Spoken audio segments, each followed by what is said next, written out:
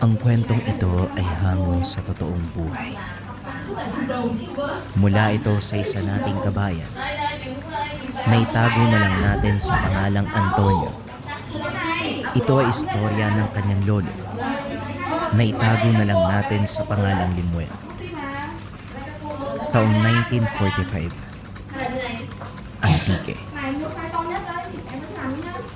Sa isang liblib na bayan ng Antique, naninirahan ang mag-amang si Limuel at Mang Elias. Bagamat simple ang pamumuhay, masasabing kontento ang dalawa basta sila ay magkakasama. Isang hapon, habang abala sa pag-aayos ng mga panggatong, pumasok muna si Limuel para maghain ng hapunan. Sigurado ka ba, Tay? Tanong ni Limuel. Aba, oo naman, anak. Sige na, mauna ka sa loob at maghain. Kaya ko lang tapusin ang mga kahoy na to. Konti na lang naman, matatapos na rin to. Pumasok na si Limuel at nagsimulang magsaing. Ang hindi alam ng binata, meron na palang lumapit sa kanyang ama. Isang matangkad at payat na lalaki. Hindi pamilyar ang mukha. Balot ng itim na damit na para bang ayaw ipakita ang balat. Wari ng matanda, maaaring naliligaw lamang ang dayuhan. Nag-alok ng tulong si Mang Elias, ngunit ang magandang pagbati ng matanda tinugunan ng hindi kaaya-ayang ngiti ng estranghero.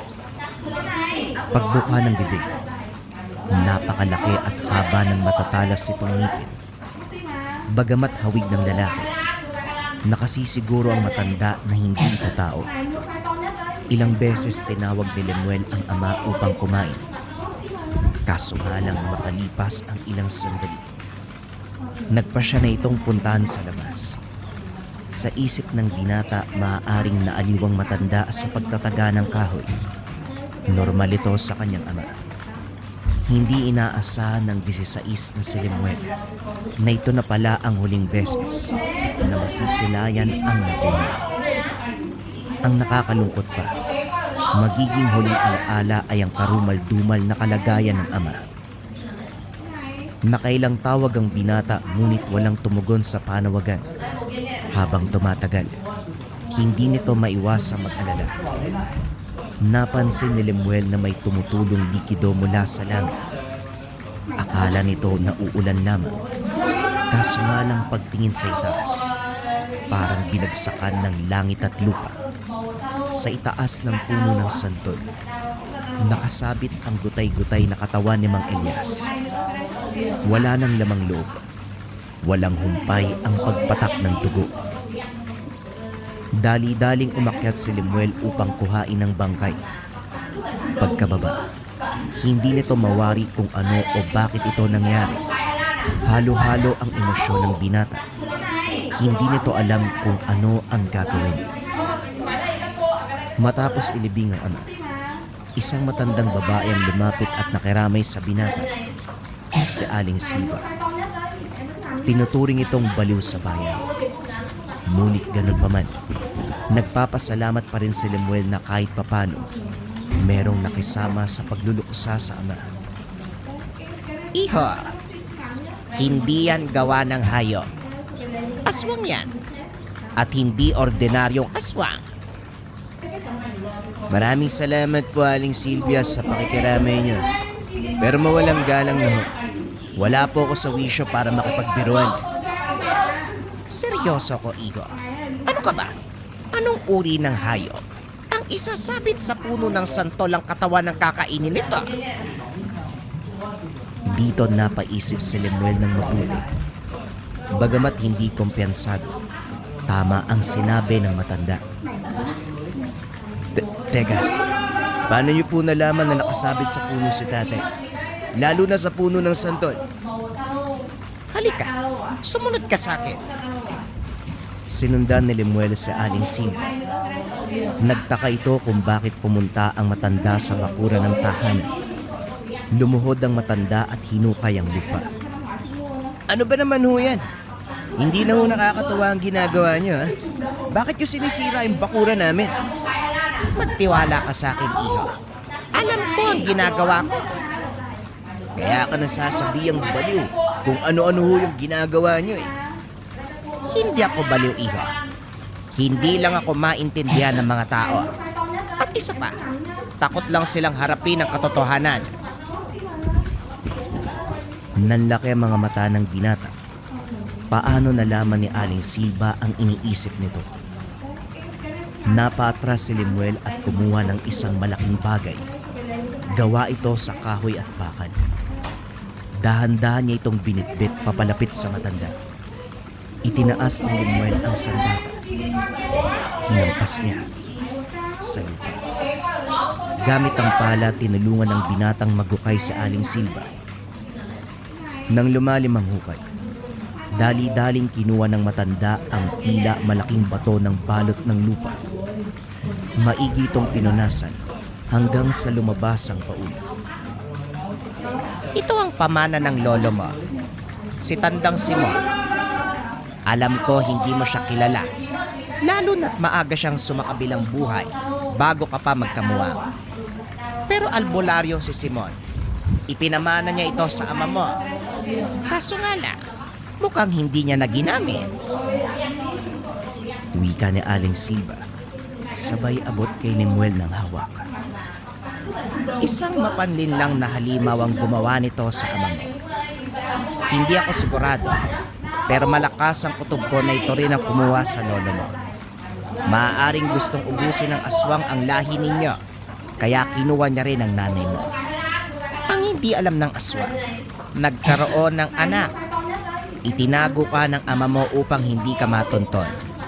Kaso lumipas ang maraming taon, natagpuan pa rin kayo. Ano? Ano ho ba yung sinasabi niyo? Kilala mo ang nanay ko. Bakit ngayon ka lang nagpakita sa amin na... Sandali lang, iho. Huminahon ka muna. Alam kong nabibigla ka sa mga kaganapan. Pero kailangan mong maintindihan. Isang magaling na albularyo ang lolo mo. Hindi nito maiiwasang magkaroon ng mga kaaway. Lalo na ang mga nilalang na hindi sa mundong ibabaw. Kaya naman na mag-asawa ang tatay mo. Kagad inilayo ni Simon si Elias. Pero sa kasamaang palad, nakuha nito ang nanay mo. Mabuti na lang at bago mangyari ang lahat, nailabas ka na. Ginawa ni Simon ang lahat upang maging ligtas kayo ng tatay mo. Kahit na kapalit pa noon ang buhay niya. Pero mukhang lumakas na ang mga halimaw at natunton na rin kayo. Ang punyal na yan, gawa sa pinagsamang pilak at ngipin ng tikbalang. Sa oras na dumampi sa balat ng nilala, siguradong mamamatay sila. Bagamat maraming impormasyon ang binigay sa Aling Silva, mas dumami ang katanungan ng binata kaysa sa mga nasagot nito. Habang tinitignan ang hawak na punyal, napansin ni Lemuel na merong nakaukit. Huwag kakainin ang sariling balat. Mabilis na lumipas ang 2 taon. Hindi na binatilyong iyakin si Lemuel. Tinuruan nito ang sarili sa pag-aaral ng panggagamot, dasal at mga ritual pangontra. Sa tulong ni Aling Silva at aklat na isinulat ng lolo, sa libro ng lolo nakasulat ang mga pangalan, orasyon at kwento ng halimaw na kayang magsuot ng balat ng iba't ibang uri ng tao upang magpanggap at mamuhay kasama ang mga mortal. Ang pangalan ng halimaw ay Mampabalat, isang uri ng aswang na hindi madaling patayin. Bukod sa mas malakas ang pangangatawan dahil sa kakayahang mag-anyong tao, nagkakaroon ito na mga kasama, mga kaibigan, pamilya, o kung paminsan ay kulto. Gayunpaman, mag-isa lamang ang halimaw. Teritoryal ang mga ito at kadalasan hindi magkakasundo kung sakaling makaengkwentro ito ng kapwa mangbabalat. Kaya minabuti ng nilalang na hindi magsama-sama sa iisang lugar.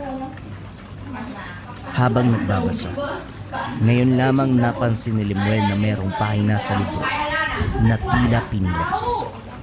Sinubukan niyang hanapin ang pahina sa baon pero hindi nagtagumpay. Habang nagpapahinga, napansin itong tila umiilaw ang telang pinagbalutan ng kunyal. Pagbukas, umiilaw na parang ginto ang kinakalawang na sandata. Sa ilalim ay merong nakatuping papel. Napakaliit ng pagkakatupi nito, kaya hindi kagad napansin nung unang buksan. Pagkabuklat, natuklasan na rin sa wakas ang matagal na hinahanap. Doon nakapaloob kung paanong matutukoy na mambabalat ang isang mamamayan. Maiging tinandaan ni Lemuel ang bawat detalye upang matukoy kung sino ang pumatay sa ama. Isang araw pumunta sa bayan si Lemuel. Pinagmasdang mabuti ang bawat nakakasalamuha. Binabantayan ang bawat galaw, titig, at ang pinakaimportante, ang pagkawala ng anino. Nanggagaling ito sa palengke, mga paaralan at parke. Pagdating ng hapon, umuwi na ang binata.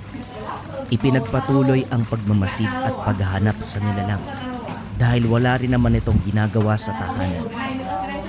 Tanging katahimikan lamang ang sumalubong sa kanya. Ang pagbisita sa bayan ang tanging paraan nito upang makasalamuha sa kapwa. Isang araw, uwi na sana si Lemuel dahil wala itong nakitang kakaiba. Kaso nga lang naagaw ang atensyon nang makarinig ito ng komosyon. Nagkumpulan ang mga tao at napagtanto na merong namimigay ng ayuda at mga sobre. Nalaman ng binata, nangangampanya pala ang dating kapitan ng bayan. Hindi na sana interesado si Lemuel, ngunit nang makita ang tumatakbong kandidato, nanlaki ang mga mata. Hindi sigurado ni Lemuel kung bakit walang nakakapansin ng kakaibang kinikilos ng dating kapitan. Ibang-iba ang galaw at halos hindi pumipikit. Bagamat terik ang araw, mapapansin na wala itong anino. Abala ang mga tao sa pagkuha ng ayuda, mga sobrang may laman na pera. Kaso nga lang kahit ilang beses abutan ng binata, hindi ito interesado sa hinahandog sa kanya. Kahit papano, maayos naman ang pakikitungo ng residente kay Lemuel kahit hindi nila ito kilala. Dahil dito, sinubukang kumuha ng impormasyon ng binata mula sa mga nagdadaldalang mamamayan. Inantay matapos ang pangangampanya. Sinubukang sundan kung saan nauwi ang kapitan.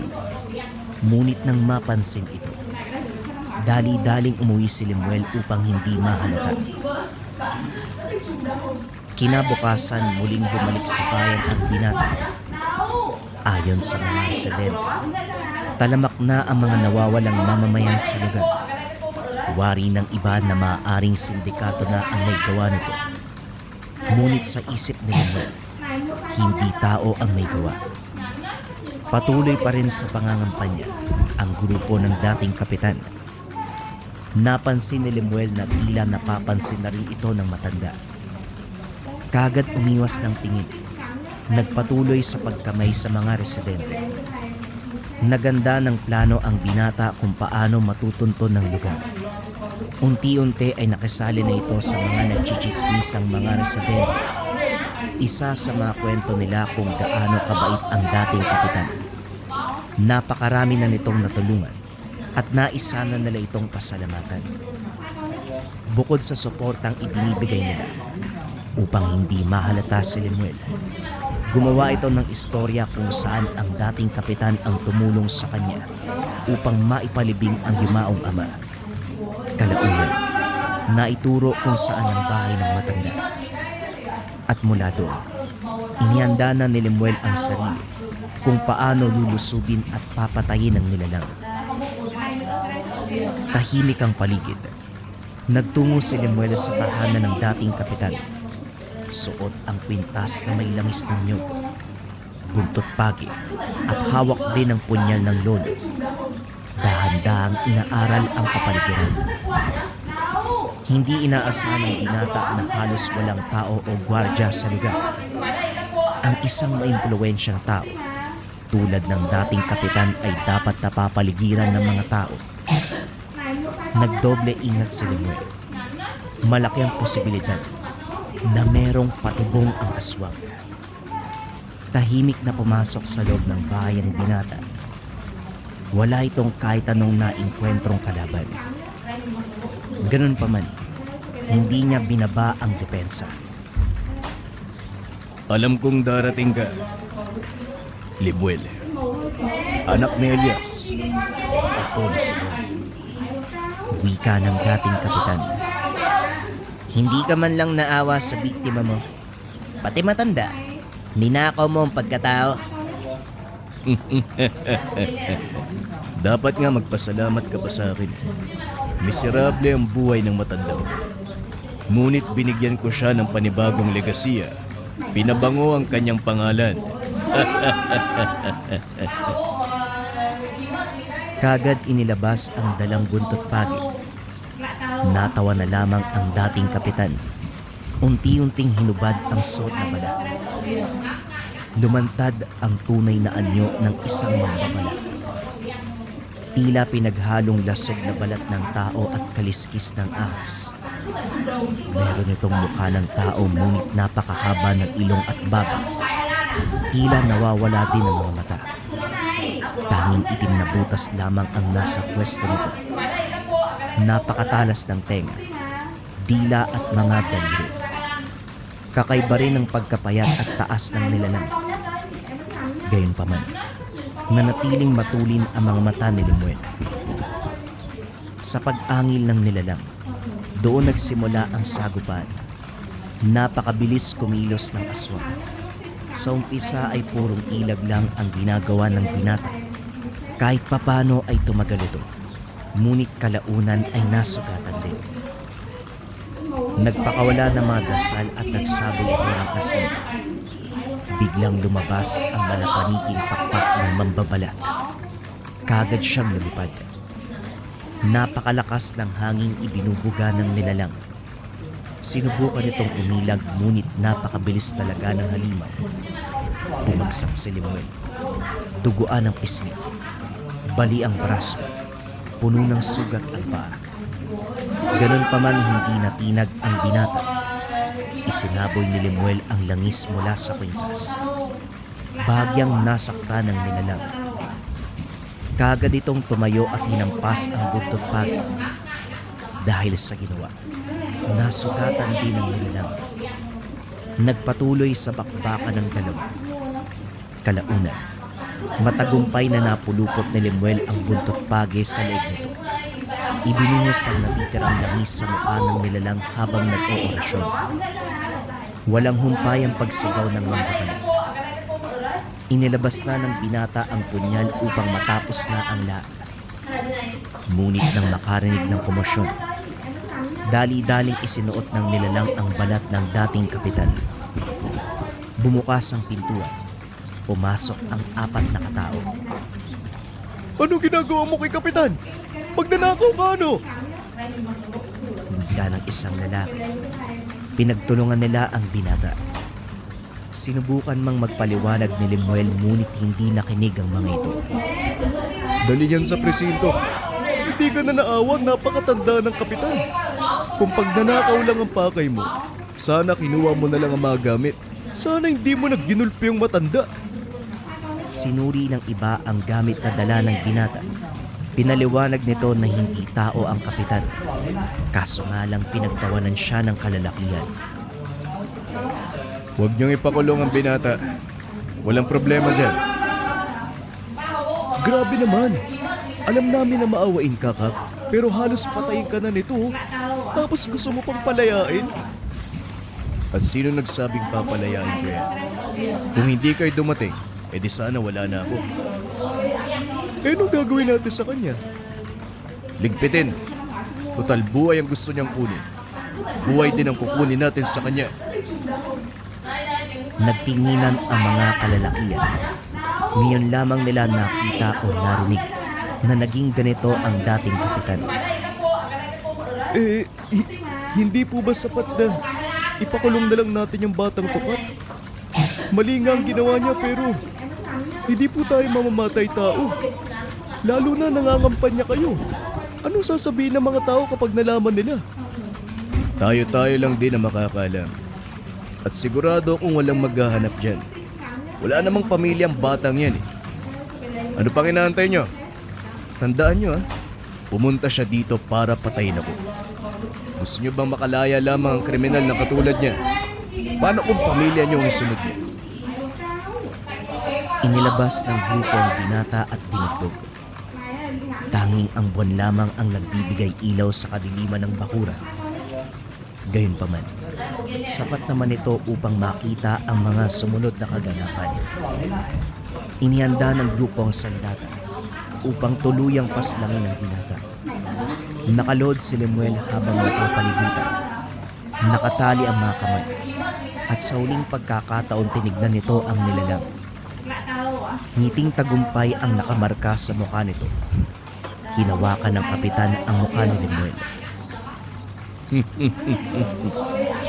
Sa'yo matatapos ang legasiya ng pamilya niyo. Nang dahil sa akin, hindi na matatakot at magtatago pa ang mga kauri ko. Bagamat duguan at halos mabulag na ang kaliwang mata, nagawa pang duraan ni Lemuel ang matanda. Lingid sa kalaman ng nilalang, itinago nito sa bibig ang langis na nagmumula sa kanyang kwintas. Napatras ang matanda, hawak-hawak ang muka. Papatay na sana si Lemuel. Ngunit dahil sa malakas na angin ng kapitan, natigilan ang mga ito. Nabahag ang buntot ng mga kalalakian. Dito na nagkaroon ng pagkakataon si Lemuel na kunin ang punyal. Pagtanggal ng tali sa kamay, kagad nitong sinaksak ang nilalang. Nagsimulang manginig ang kapitan. Pumapalag ito ngunit hindi umuubra. Tumalsik mula sa katawan nito ang balat ng kapitan. Isa-isa, lumabas ang iba't ibang balat ng taong nakain at ginagamit nito. Narinig ni Lemuel sa mga kalalakian na ito ang mga nawawalang mamamayan sa lugar. Napapikit na lang ang binata nang isang pamilyar na mukha ang inubad ng nilalang. Sa pagtulo ng luwa, ibinaon niya ang punyal. Ngayon ikaw naman, kainin mo ang sarili mong balat. Hinugot nito ang punyal sa dibdib. Sa pilitang hiniwa, pinuka ang bibig ng nilalang.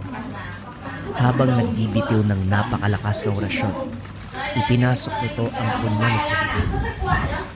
Ang balat mong mapanlinlang, lunukin mo upang pagdusa ng walang hanggan.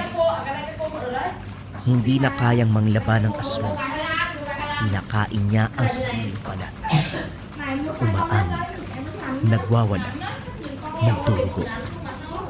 Wala itong magawa kung hindi magpatuloy sa pagnguya ng sariling katawan.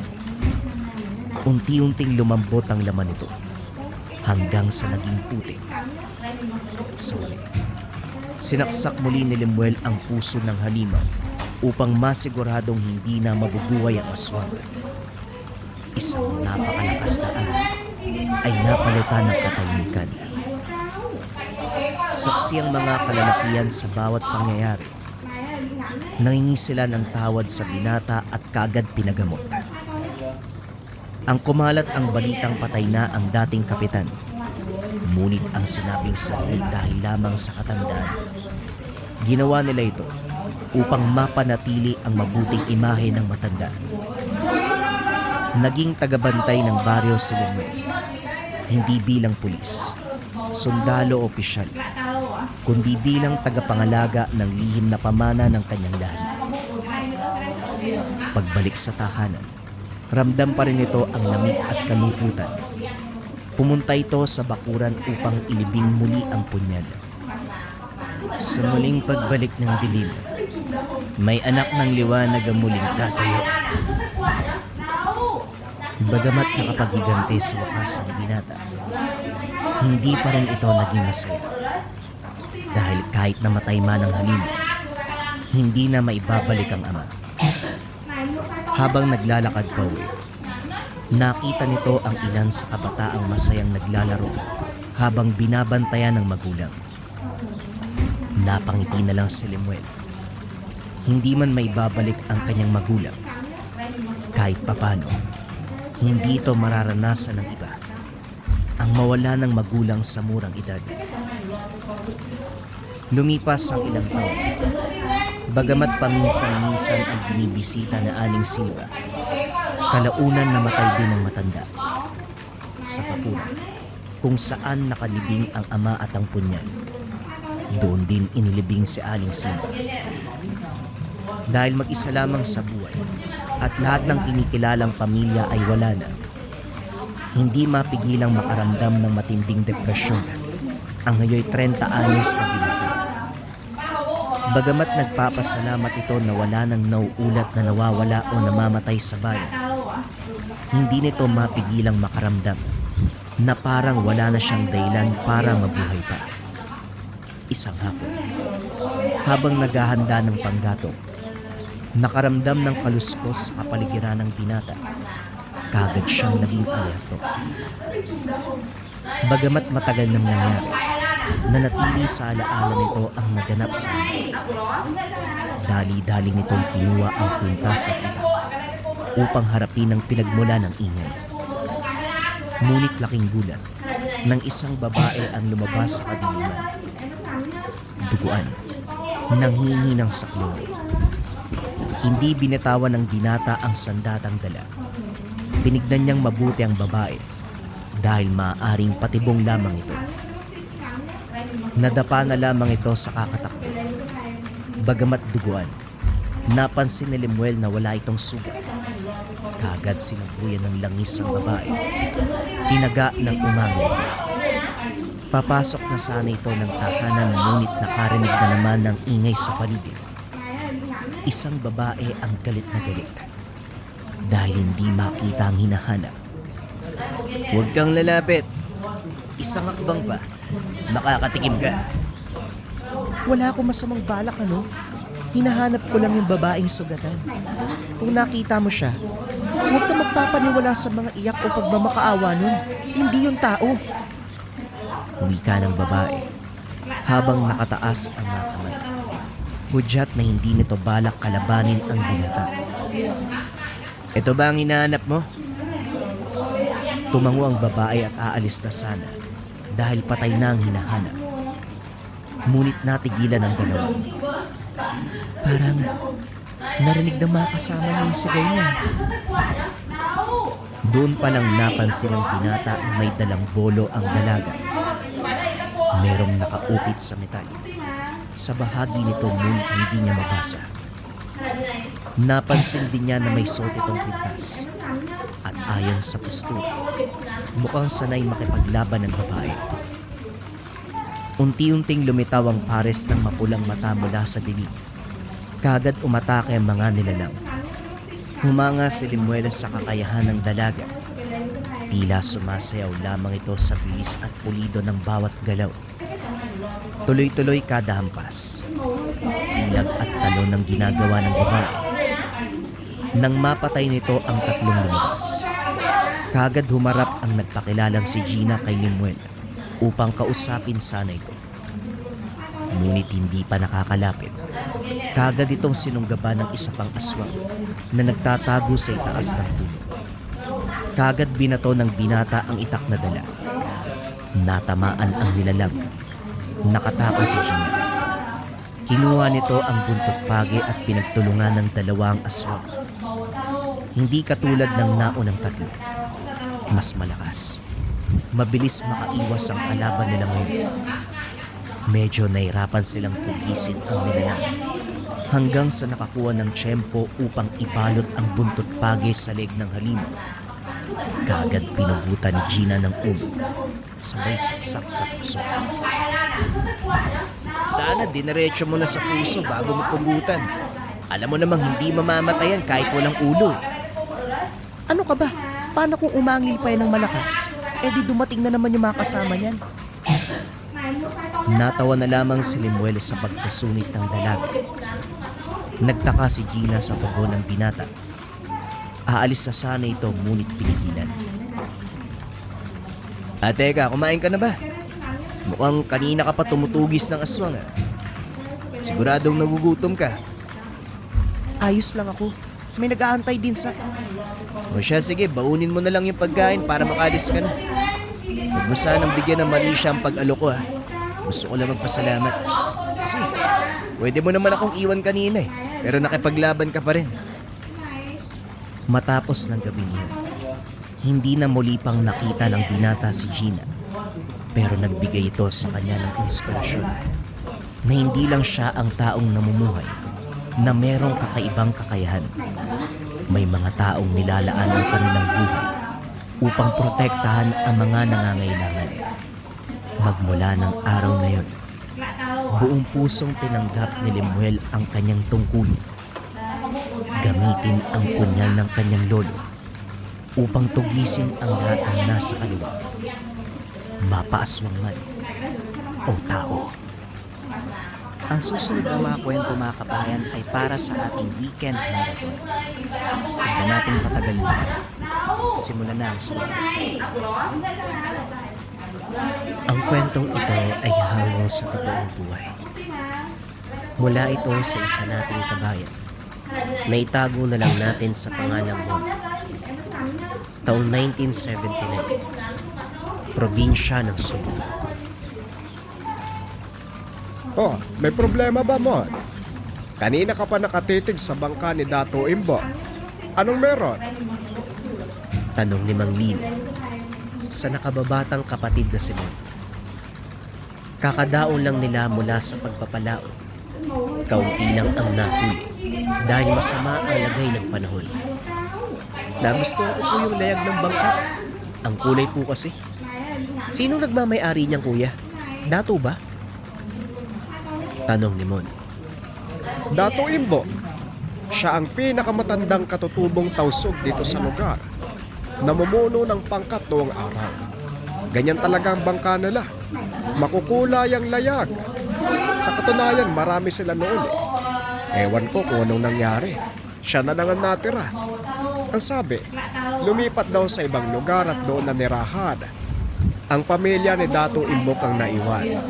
Subalit pagkatapos ng isang malagim na trahedya, ayan, mag-isa na lang. Nakakatuwa nga noon kasi tuwing may okasyon ng kanilang pangkat, naiimbitahan ng ilan sa amin. Ang saya ng pagdiriwang nila. Kahit yung ibang proseso, hindi ko naiintindihan. Muling wika ni Mang Lino. Siya po ba yung lalaki na hindi nagsasalita nung nakaraan? Yung nakasalubong natin? Oo, yun nga. Ang totoo niya, hindi naman siya pipi. Magaling magsalita noong araw. Siya nga ang tagapagsalita kapag may okasyon sa kanila. Ngayon lang naging tahimik eh. Pagkatapos ng trahedyang sinapit ng pamilya. Medyo nawawala sa tamang wisyo. Nagsasalita mag-isa. Sinasamantala naman ng mga tao. Naging pulutan sa chismisan. Minsan, pinagkakaisahan ng kapwa mandaragat. Ninanakawan ng huli. Tinitingala siya ng buong pangkat dati. Pero ngayon, pinagtatawanan. Marami nagsasabi tungkol sa matanda, mga kwentong paninira. Isa na rito ang pinapakalat na aswang daw siya. Sala rin sa mga kasamaang nangyayari sa mga tao. Ewan ko lang, wala namang matibay na pruweba. Hindi maiwasang makaramdam ng awa ni Mon sa sitwasyon ng gabi. Naalala niya ang sinapit ng ina noong araw. Isang alkalde ng bayan pero pagkatapos masangkot sa isang pangyayari, nasiraan ang bait. Pinagtatawanan na lamang. Matapos ang maiksing pag-uusap, binaybay na nila ang daan pauwi. Pagdating ng tahanan, naabutan ang kapitbahay na nagkakagulo. Unang narinig ang salitang aswang. Dali-daling nakiusyoso si Mang Lino upang malaman ang mga kaganapan. Mabuti na lang talaga gising pa si Tasyo dahil kung hindi, malamang hindi nasisikatan ng araw ang sakitin ina. Grabe yung mga aswang. Sakitin na nga tapos bibiktimahin pa. Wika ng kapitbahay, si Aling Roda. May ganong aswang kasi. Yung mga may sakit ang binibiktima. Ngayong nakaabot na dito sa atin ang ganyang klase ng halimaw, mukhang kailangan ko nang ilipat sa ibang lugar si tatay. Kahit nakaratay sa banigang tatay ko, gusto niya pang mabuhay ng mahaba. Ay nako, tapos ngayon may aswang sa paligid. Wika ni Aling Masing. Parang naninibago kayo. Ilang beses nang pabalik-balik dito sa atin ang aswang na yan. Sa mga panahon na yon, walang sakitin sa pamilya natin. Kaya hindi tayo nakaranas ng pambibiktima. Ngayon na meron, eto na.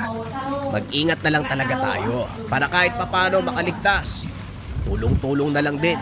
Kung sakaling may mapansin kayo, mas maraming kakalaban sa halimaw. Mapapadali ang pagtaboy. Wika ni Mang Rico. Sigurado ba kayo na ibang aswang yun ang bibiktima? Kagabi nakita ko si Dato Imbok. Galing sa tahanan ni Mang Tasyo. Mabilis na naglalakad, walang lingon-lingon eh. Yung galawan parang may ginawang masama. Wika ng binata na nagngangalang Miguelito. Ang binatang ito ay biktima ng aswang nung araw. Swerte lang dahil nakaligtas sa mga sandaling iyon. Kinilala niya ang halimaw bilang si Dato Imbok. Aniya, kamuka at kahubog ng nilalang ang nasabing dato. Walang matibay na pruweba, pero dahil sa kahina-hinalang kilos ng matanda, hindi maiwasang pagdudahan. Magmula ng araw na yon, samot-saring haka-haka ang umusbong laban kay Dato Imbok. Hindi pa kabilang ang palaging pangmamalit sa kanyang pagkatao. Eh, kung ikaw na ang magsasabi, maniniwala talaga ako. Dating biktima ng aswang ang batang ito eh. Namukaan pa ang halimaw na sumalakay. Sino pa ba? Eh di si Dato Imbok. Sandali, Dato pa rin ang tawag eh. Matagal na siyang walang pinamumuno ang pangkat. Imbok! Aswang Imbok! Mabuti pa, bagay naman sa pangalan niyang dawitan ng salitang aswang. Pero Miguelito, talaga bang nakita mo si Imbok sa mga oras na nangyari ang pambibiktima? Gusto lang naming marinig ang katotohanan. Para kung maisipang manumbat, tama ang lahat ng sasabihin, ano? Mang Rico, kailan pa ba ako nagsinungaling? Buong buhay ko, dapat ako sa katotohanan. At yung nakita ko, hindi may tatanggi si Dato Imbok. Nang mga sandaling iyon, narinig ni Mang Tasyo ang usapan. Gulo pa ang isipan dahil sa pag-aalala ng ama na halos malagutan ng hininga sa nangyaring pambibiktima ng aswang. Nauna ang galit. Walang sali-salitang sinugod ang tahanan ni Dato Imbok. Sumama ang iba pang kapitbahay na merong bitbit na pamalo. Pambihira. Sa simpleng salita ni Miguelito, naniwala kaagad ang lahat. Mga tao nga naman ang babaw ng pag-iisip. Yung taong nananahimik guguluhin. Itutuloy ko na talaga ang pagbabalak na lumipat ng tirahan. Hindi ko na masikmura ang kabastusan ng kapwa natin dito. Wika ni Mang Lino. Kuya, talaga bang aswang si Dato Imbok? Ilang beses ko lang siyang nakita pero parang hindi naman aswang. Wala lang sa wisyo. Pero yung pagbintang ng aswang, malabo. Yung mga kapitbahay kasi natin dito masyadong naniniwala.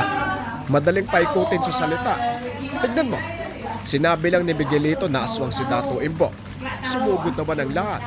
Ang sarap iuntog isa-isa para matauhan eh. Wika ni Mang Lino. Napapailing na lamang. Ikaw ba kuya? Minsan mo na bang naisip na ipaglaban ng dato? Natahimik si Mang Lino. Ilang sandali ang lumipas bago nakasagot. Mon, sa panahon kasi ngayon, kailangan nating unahing isalba ang sarili. Kung may nangyayaring hindi kaaya-aya sa paligid, mas mainam na umiwas na lang ng tingin. Alam mo yun. O siya, ihatid ko lang sa kapitbahay itong nahuling isda. Bibili kasi yun eh. Wala pa pala tayong kanin. Kung pwede magsaing ka, lalakad na ako. Kumilos kagad si Mon pagkalis ng kapatid. Magsasaing na sana kaso naubusan ng panggatong. Malapit lang naman ang kakawyan kung saan madalas na nangangahoy. Nagtungo siya roon. Sa kalagitnaan, Natigilan sa pumumutol ng kahoy nang marinig ang nagtataasang boses. Sinundan niya. Bumungad ang tagpo. Hinahamon nila Mang Tasyo si Dato Imbok. Hindi to pumapalag. Nasa loob lamang ng tahanan at pilit na itinataboy ang mga ito. May nakakita sa'yo sa oras na binigyama ang nanay ko. Ipagkakaila mo pa rin. Dato Imbok, lumabas ka riyan. Mag-usap tayo ng harapan. Huwag mong intayin na maubos ang pasensya ko. At baka makagawa ko ng bagay na pagsisisihan mo habang buhay. Wika ni Mang Tasyo. Iho, ano bang nagawa ko mali para pumarito kayo at manggulo? Hindi akong aswang kagaya ng sinasabi niyo. Tao ako, taong nananahimik. Kaya pakiusap, tumigil na kayo. Wika ni Dato Imbok. Hoy, Bak, hindi mo kami madadaan sa anumang pawa. Huli ka na nga sa akto. Lumulusok ka pa. Ilang beses ka nang nakita ni Miguelito. Ipagkakaila mo pa. Ang lakas din ng loob mo, ah. Patikimin na natin. Hindi na pwedeng ganito na lang palagi. Ilang beses na natin pinagpapasensyahan ng taong yan. Tasyo, pasukin natin yung bahay. Wika ni Aling Roda. Kagaya ng sinabi, pinasok nila ang tahanan ni Dato Imbok. Pero sa pintuan pa lang, napasigaw na ang lahat sa sabi. Pagkatapos tamaan ng sumpit sa iba't ibang bahagi ng katawan. Ang iba ay nagmamadaling lumabas. Samantalang ang ibang katulad ni Mang Tasyo ay sumubok na lapitan ng Dato. Bago niya mahampas ng dalang kahoy, naunahan siya nito. Isang sumpot lang, bumulagta at nawala ng malay. Nagulat ang lahat. Nanlaki ang mga mata habang nakatingin sa matanda. Anong nangyari? Napatay niya ba si Tasyo? Hindi na kumikilos. Wika ni Aling Masin. At ang malay ko, bahala na kayo dyan. Basta uuwi na ako. Masakit ang supit. Wika ni Aling Roda. Dali-daling umalis kahit paika-ikang naglalakad. Sumunod naman ang iba.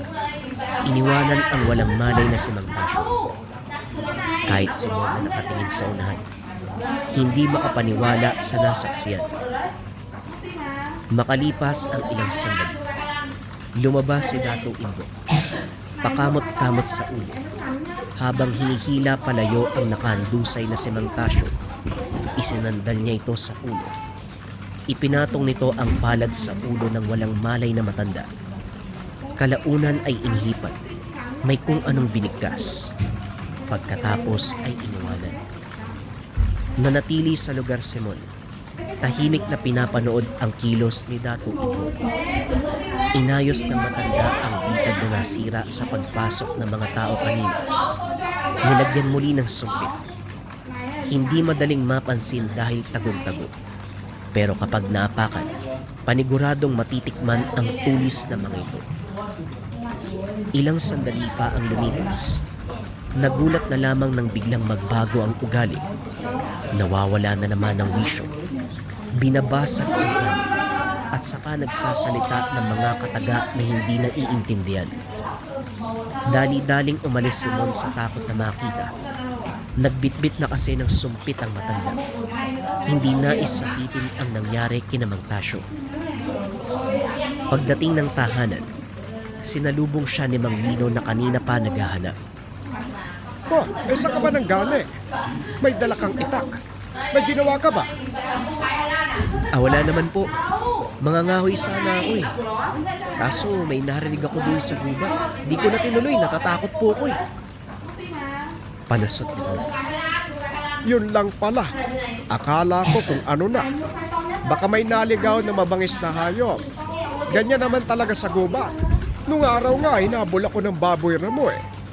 Hindi mo na kailangan mangahoy. Meron akong nabitbit na ilang sanga habang pauwi. Halika na rito sa loob. Napabuntong hininga si Mon. Sumunod sa loob ng tahanan. Kuya, ang totoo niyan. Habang nasa gubat ako, nakita ko si Mang Tasyo. Sumugod sa tahanan ni Dato Imbok. Sino po ba talaga yung dato na yun? Bakit parang meron siya kakayahan na hindi taglay ng ordinaryong tao? Diretsyong napatingin si Mang Lino sa kapatid. Hindi inaasahan ang tanong nito. Hindi naman ipinagkait ang katotohanang nalalaman. Mon, si Dato Imbok, hindi lang basta-basta katutubong tausog. Isa siyang antingero. Nalaman ko ang bagay na ito dahil matalik na magkaibigan ng Dato at si Lolo Iko noong araw. Ang sabi ni Lolo, magaling, bahusay at malakas na antingero si Dato Imbok. May tangan siyang anting-anting na nagbibigay ng pambihirang kakayahan. At ang nag-iisa niyang sandata, ang sumpit. Ito ang ginagamit na panugis. Sa pagpuksa ng mga nilalang, malupit ang sumpit. Pwedeng ikamatay kapag natamaan. Biglang kinabahan si Mon nang maalala ang sinapit ng grupo ni Mang Tasyo kanina. Tinamaan ng sumpit. Maging si Mang Tasyo, hindi niya alam kung nagkamalay na ba ito. Kuya, tinamaan ng sumpit si Mang Tasyo eh. Mamamatay po ba sila? Ay hindi naman siguro. Patikim lang yon. Hindi kailanman gagamit ng nakakamatay na sumpit si Dato Imbok sa ordinaryong tao. Kahit pa minamaltrato siya. Ganyan kabuti ang Dato. Kaso sinasamantala ng mga walang yang tao. Wag mo na sana silang isipin. Mababalo ka kapag ganyan. Mahirap intindi ng mga ugali.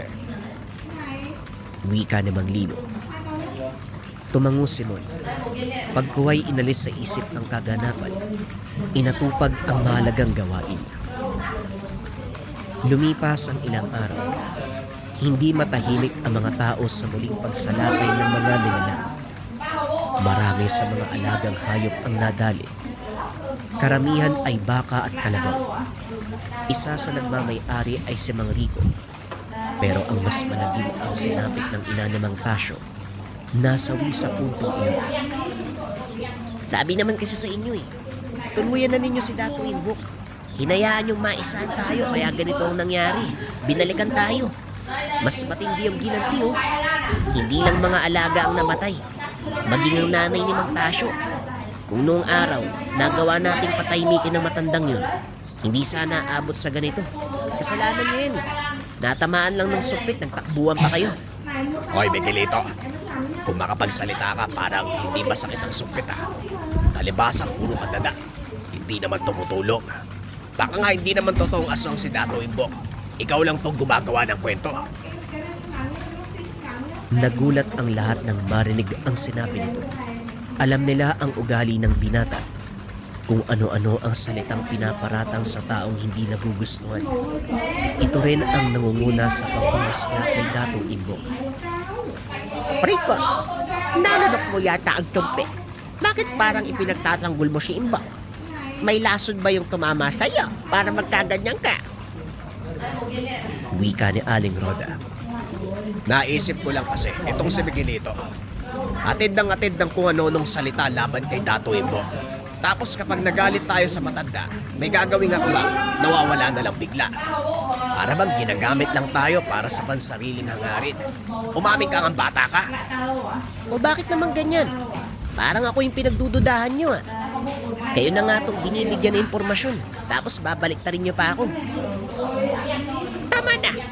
Nasa lamay tayo ngayon ni Nanay. Respeto naman!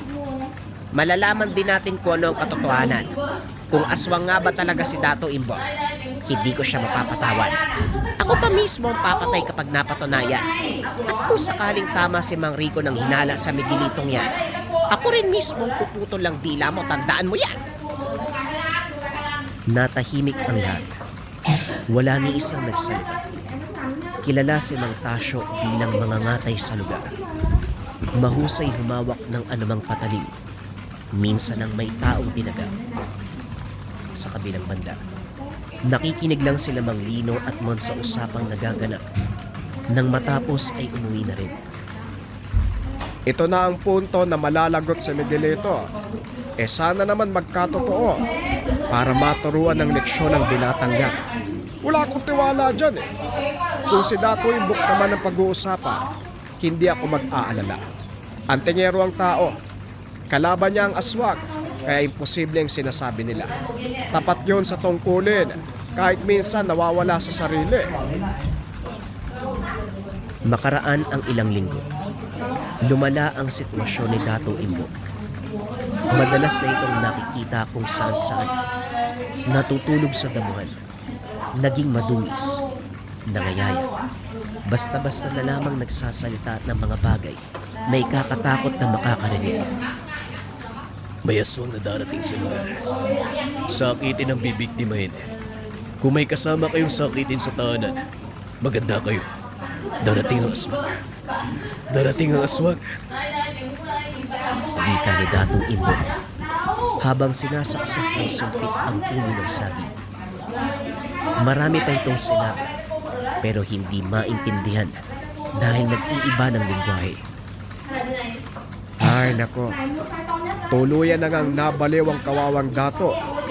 Sayang, ang bait pa naman na tao niyan eh. Sino na lang ang magpoprotekta sa mga tao laban sa aswang kung ganyan ang kalagayan niya? Ay nako naman. Napabuntong hininga si Mang Lino. Umiiling habang nakatingin sa Dato. Nangihinayang sa kakayahan nito bilang antingero. Kuya, parang mangyayari pa naman siguro ang bagay na yan. Malay natin, babalik siya sa wisyo kapag may napansing aswang sa paligid. Ilang beses nang may nanggugulo sa lugar eh. Pero sinong lumalaban sa mga yan? Sabi nga ng mga tambay, may nakita sila nakikipaglaban sa nilalang. Hindi lang namukaan dahil madilim. Baka si Dato Imbok yun. Wika ni Mon. Baka nga. Kung tama ka ng hinala, abay, hindi pala pinabayaan ng Diyos ang lugar natin laban sa mga nilalang kahit papano. Pagsapit ng gabi, naganda ang magkapatid para sa pagpapalaro. Pagdating ng baybayin, dumiretso sila sa bangka. Nagsimulang magsagwan. Hindi pa nakakalayo nang mapansin ang papalapit na bangka. May sakay itong lalaki. Tinawag ni Mang Lino para batiin sa pag-aakalang kakilala. Pero hindi sila pinansin. Kuya, bakit parang nangangamoy ang taong yun? Wala namang sakay na isda. Pero ang lansa. Alam ko nandito tayo sa karagatan pero kakaiba talaga eh. Kinikilabutan nga ako eh. Nilingon nila ang lalaki. Nang mapansing nagmamadali itong naglakad habang palingon-lingon, dali-daling bumalik ng baybayin ang magkapatid para alamin ang kilos nito. Bigla silang naghinala sa galawan kung kaya't sinundan. Dire-diretso ang lakad ng lalaki na parabang kabisado ang daan. Nang makarating sa mga bahay, nagtago ito sa kahoyan. Mon, mukhang hindi maganda ang kutob ko sa lalaking yon. Parang hindi normal eh. Maging alisto ka. Kung may mangyayaring masama, tatakbo tayo. Pinagmasdan nilang mabuti ang lalaki.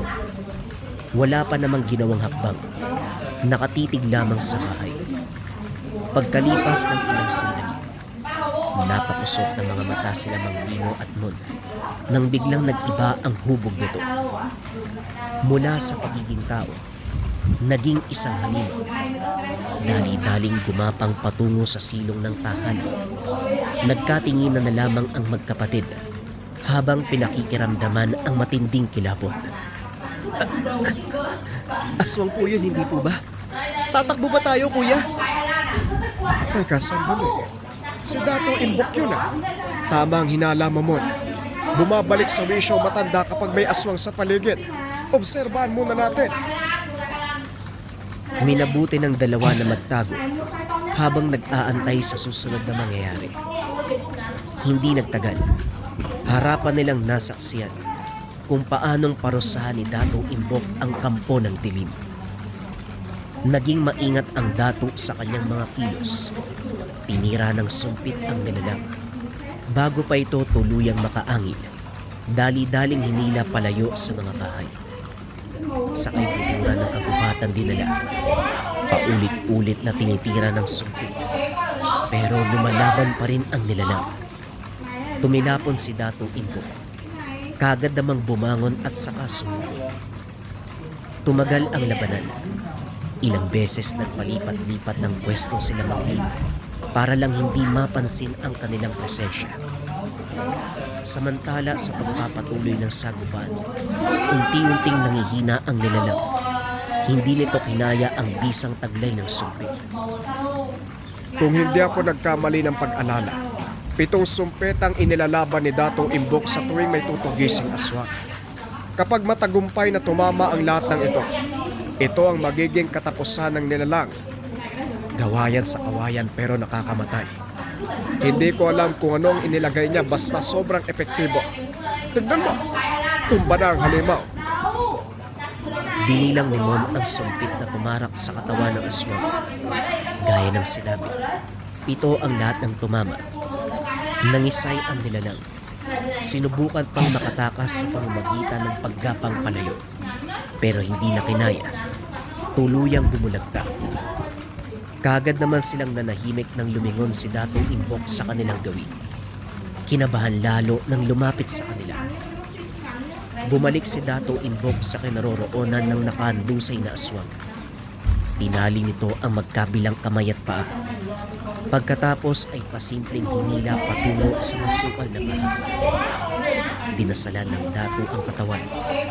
May kung anong isinabi. Sinindihan pagkatapos.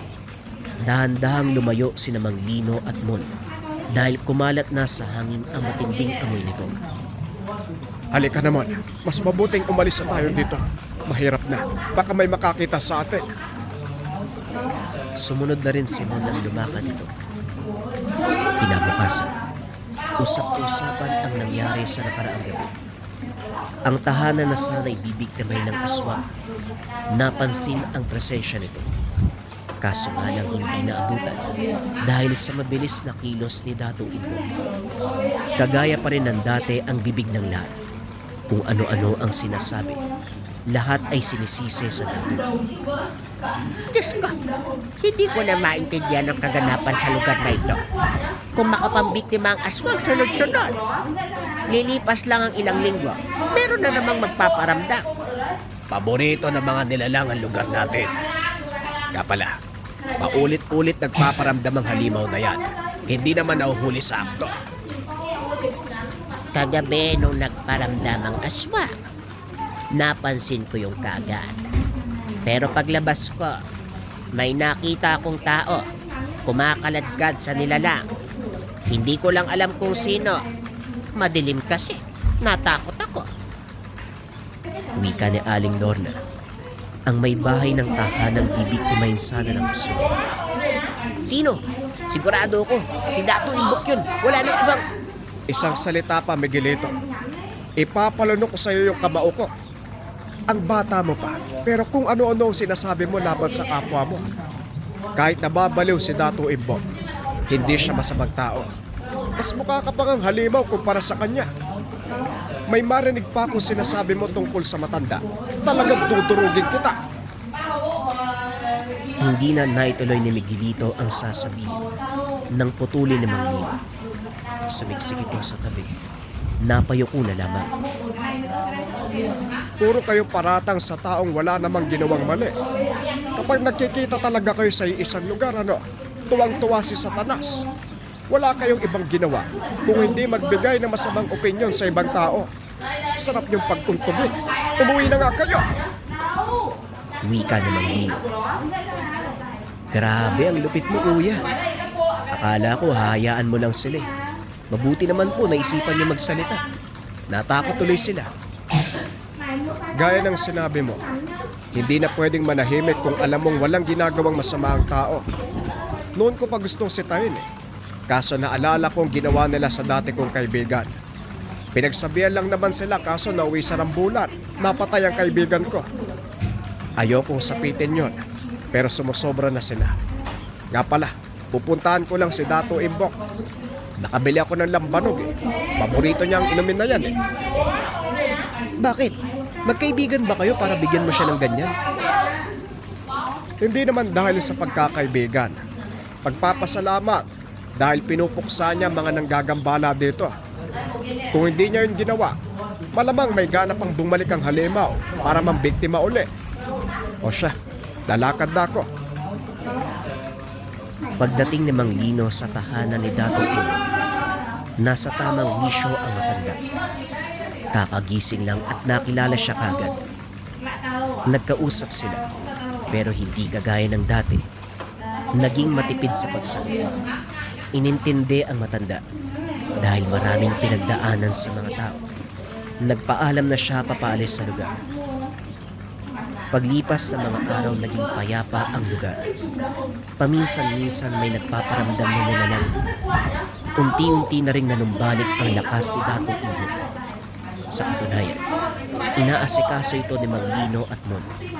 Nagpumilit sila na alagaan ng matanda. Sa sariling tahanan niya pa rin nakatira. Hinahatidan lamang ng pagkain. Sa kabila ng lahat, hindi pa rin naapektuhan ang husay ni Dato Imbok pagdating sa usapin ng aswang. Kahit sa mga oras na nawawala sa sarili, alam na alam ang gagawin. Iisa lamang ang paraan ni Dato Imbok sa pagpatay ng mga aswang. Gumamit ng 7 sumpit, pangontra sa mga nilalang.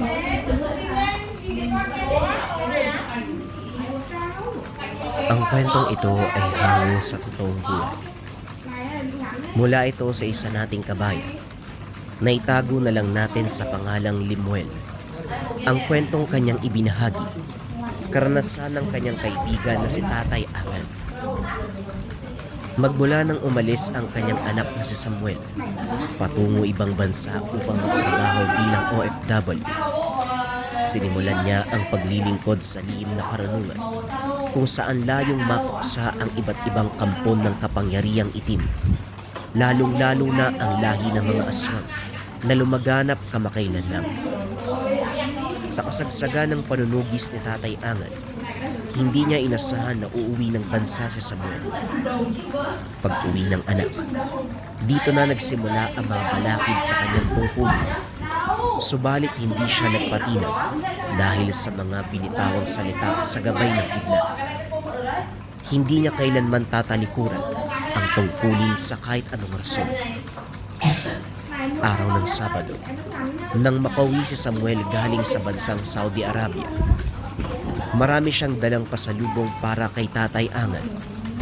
Habang nakasakay ng tricycle, hindi niya mapawi ang ngiti sa mga labi. Ilang taon siyang hindi nakauwi, nasasabik nang makita ang natatanging pamilya, ang kanyang ama. Iyo, nasaan Rosario tungo mo, anak? Oo, dun nga ho. Ay nako, mag-ingat ka ha. Dahil itong mga nakaraang buwan, ang daming naglipa ng aswang doon. Lalong-lalo na sa Santa Rosario. Napakulot ang noo ni Samuel sabay sulyap sa driver. Hindi niya inasahan ang narinig. Dahil noong naroon pa sa bayan, wala namang nababalitang aswang. Hindi na sana papansinin ng driver, pero nagpatuloy ito sa pagsasalita. Pero alam mo, sa tuwing may aswang na mangangahas na lalapit sa Santa Rosario, hindi na nasisikatan ng araw. Ho, paano naman ho? Bawat aswang na apak sa bayan, namamatay. 2 bangkay lang ang natatagpuan. Bangkay ng biktima ng aswang o bangkay ng mismong aswang. Hindi pa alam kung sino ang taong palihim na pumupuksa sa pesteng halimaw na yan. Pero malaking tulong siya. Kahit papano naliligtas sa mga tao eh. Naging mahaba ang kwento ng tricycle driver, pero hindi na masyadong pinansin ni Samuel. Hindi rin sa pagiging bastos, pero hindi pasok sa templada niya ang ganong klase ng usapin.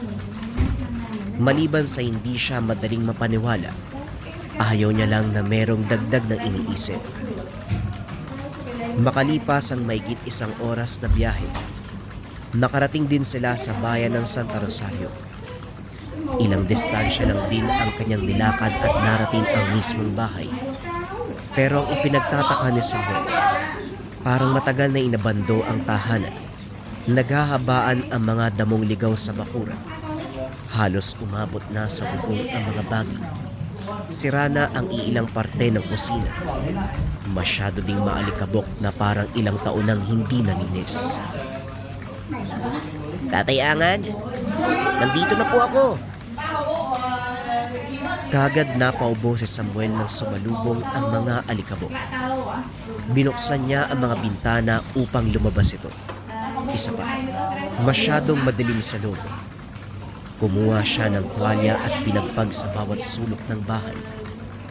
Nang naalis na, saka lamang siya nakahinga ng maluwag. Napabuntong hininga nang mapagtantong nagkalat ang mga gamit sa bahay. Nilinis niya muna ang buong paligid habang inaantay ang pagbalik ng ama. Matapos ng lahat ng gawain ay mauupo na sana. Kaso nga lang biglang napukaw ang kanyang atensyon doon sa isang kwarto. Kwarto ni Tatay Tangan. Dala ng kuryosidad, pumasok siya sa loob at hindi makapaniwala sa nakita. Isang puon na may katawan ng tao. May nag-iisang mata sa dibdib. May nakasabit na kwintas. Sa paanan ay merong iba't ibang maliliit na pwedeng basahin. Sinubukan niyang basahin ng mga nakasulat. Pero dahil mga simbolo at letrang hindi maintindihan, ibinaling na lamang ang pansin sa iba at nakita ang nasa ilalim ng altar. Naroon ang mga bote ng langis. Hindi na nanibago si Samuel dahil noon pa man meron ng ganito ang ama. Bigla siyang napalingon sa likuran. Pareho pa silang nagulat ng taong kakarating lang. Samuel? Utay, saan ka galing? Nagmamadaling lumapit si Tatay Angan at saka kinaladkad palabas ng kwarto si Samuel. Doon na rin nagkaroon ng usapan at katanungan tungkol sa poon, maging sa kalagayan ng tahanan. Tay, ano pong nangyayari? Bakit parang nagbago yung bahay natin? Nagbago? Wala namang nagbago, Samuel. Hindi ko pa nga naayos yung sirang bahagi ng bahay. Yung nasa kwarto po yung tinutukoy ko, Tay. Ano ba yun? Umalis lang ako ng bansa. Parang lumipat ka na ng relihiyon eh. Ang bathala o gabay ng kidlat, isa yung makapangyarihang poon na nagbibigay sa akin ng lakas Para ano, Tay? basta pampahaba ng buhay. Alam mo naman, di ba? Medyo tumatanda na ako eh. Napakamot na lang ng ulo si Samuel sa sagot ng ama. Naniwala naman siya at saka ibinuhos ang oras para sa kanilang dalawa. Matagal silang hindi nagkita kaya sinulit na ang pagkakataon. Makalipas ang mga araw, hindi maiwasan ni Samuel na magduda. Palaging lumalabas ng bahay si Tatang Angan sa gabi. Nagsasara ng kwarto tuwing sasapit ang 6:00. Kapag naman nagtatanong siya kung ano-ano ang dinadaylan nito, sa uli, napilitan siyang manmana ng ama. Pasado 9:00 ng gabi nang lumabas si Tatay Angan. Bago ito lumabas, sinilip muna si Samuel sa kabilang kwarto. Nang makitang tulog, nagmamadali na siyang umalis. Bitbit niya ang proteksyon at gabay ng kidlat. Suot na rin niya ang kwintas na agimat ito. Nakapagkarga na ng orasyon, sinusundan niya ang daanan kung saan siya dinadala ng Angan. Habang papalapit, nararamdaman niya ang presensya ng aswang. Hindi nga siya nagkamali dahil pagdating sa kabilang sitio, bumungad kagad ang isang nilalang. Marahang gumagapang sa dingding ng tahanan. Upang maagaw ang pansin ng nilalang, kumuha ng bato si Tatay Angan. Binuhusan ng langis at kinargahan ng orasyon. Ibinala sa dalang tirador at saka inasinta ang ulo ng aswang. Tumama ito at nabaling ang pansin kay Tatay Angan. Dali-daling umalis ang nilalang. Sinundan siya ni Tatay Angan hanggang sa makarating sila sa malawak na kapatagan. Hindi na nag-antay pa na makatakas ang aswang. Kumilos na si Tatay Angan. Kagad siyang bumunot ng itak. Sa unang atake, natigilan siya dahil ang aswang mismo ang kusang umatras. Matapos makita ang kanyang tangan na nasa dibdib, biglang nanginig ang nilalang. Sabay karipas ng takbo palayo. Normal na para kay Tatay Angan ang ganitong gawain ng mga nilalang, lalong-lalo na pag nararamdaman na ang kanyang tangan. Sinundan niya ang aswang. Nang maabutan ay hindi na binigyan ng pagkakataon upang makatakas. Bumulagta sa lupa ang bangkay. Nagmamadali ding umalis si Tatay Angan bago pa may makakita. Kaso nga lang, mula sa hindi kalayuan ay merong nakasiksi ng ginawa niya. Dali-daling lumapit ang mga tao nang wala na si Tatay Angan. Lumapit sa bangkay ng aswang at hindi makapaniwala. Nanginginig pa ito ng sonda ng tingin ang direksyon ni Tatay Angan. Pagdating sa bahay ng matanda, dumiretso siya sa kwarto ni Samuel. Nagkunwaring natutulog pa rin ang binata. Dito na dumiretso si Tatay Angan sa kanyang kwarto. Ilang sandali ang lumipas. Si Samuel naman ang bumangon upang silipin ng ama. Natutulog na ito at mahahalata ang pagod sa mukha. Dumiretso siya sa kusina. Napapaisip sa kilos ng ama. Hindi nagtagal. Napatingin siya sa bintana nang may kumalabog sa labas. Sunod-sunod ang ingay. Kaya naman napasilip na si Samuel mula sa babuyan ng kapitbahay. Hindi siya makapaniwala sa nasaksihan. Isang uri ng anino ang sumungkap doon sa baboy. Hindi na nakagawa ng ingay ang hayop. Dali-dali itong nadakma. Magtatago na sana si Samuel sa takot na baka makita siya ng anino. Kaso nga lang laking gulat niya. Lumabas ng tahanan si Tatay Angan. May dalang itak. Walang pagdadalawang isip na nagtungo sa babuyan. Sinundan niya ang tatay sa labis na pag-aalala. Kitang-kita ni Samuel kung paanong pinagtataga ni Tatay Angan ang isang uri ng nilalang. Sinasabi ko na nga pa eh. Kaya pala, hindi na maganda yung pakiramdam ko sa loob. Pati yung alaga ko, pinupuntirya. Huli na nang mapansin ng kapitbahay na inaswang ang mga alagang baboy. Napatay na ni Tatay Angan ang nilalang bago pa ito dumating. Kagad siyang nagpasalamat. Nabigyan kagad ng aksyon ng problema. Laking gulat ni Tatay Angan nang makita si Samuel sa lugar. Kagad niyang itinago sa damit ang kwintas. O anak, anong ginagawa mo dito sa labas? Di ba dapat natutulog ka na? Nagising po ko tayo kasi maingay. Ganun ba? Halika, pumasok tayo sa bahay. Gusto mang magtanong ni Samuel. Napatigil muna siya. Maraming gustong malaman kung paanong nalaman ng tatay na merong nilalang at bakit niya tinulungan ang kapitbahay at kung paanong napatay ang aswang. Pero dahil hindi makakuha ng lakas ng loob, pinili niyang manahimik at magmanman sa sitwasyon. Sa kabilang banda, kahit papano nakahinga si Tatay Angan dahil hindi nag-usisa si Samuel. Kilala niya ang anak. Ayaw nitong malagay siya sa kahit anong kapamakan, lalo na kapag may kinalaman sa mga aswang. At ang mas malala pa, ang pagpapasailalim niya sa lihim na karunungan nang hindi nito nalalaman.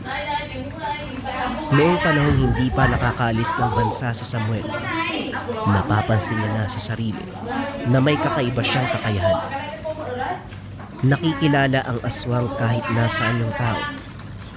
Noong una hindi sigurado, pero nang maimbitahan ng kakilalang nagsasanay sa lihim na karunungan, doon niya napagtanto ang kakayahan.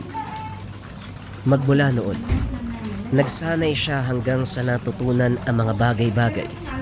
Saka lang din niya nagamit ang kakayahan nang umalis ng bansa si Samuel para makapagtrabaho. Wala nang kontrata sa kanya, kaya sinamantala ang pagkakataon. Pero ngayong nakabalik na ang anak, nagsimula na siyang kabahan. Malaki ang tsansa na lumayo ang kalooban ng anak kapag nalaman ang katotohanan. Napabuntong hininga na lamang ang matanda. Pagsapit ng panibagong araw, napansin ni Tatay Angan na lumalayo si Samuel sa kanya. Ayaw mang aminin sa salita, pero palihim siyang nasasaktan sa ipinapakitang kilos nito.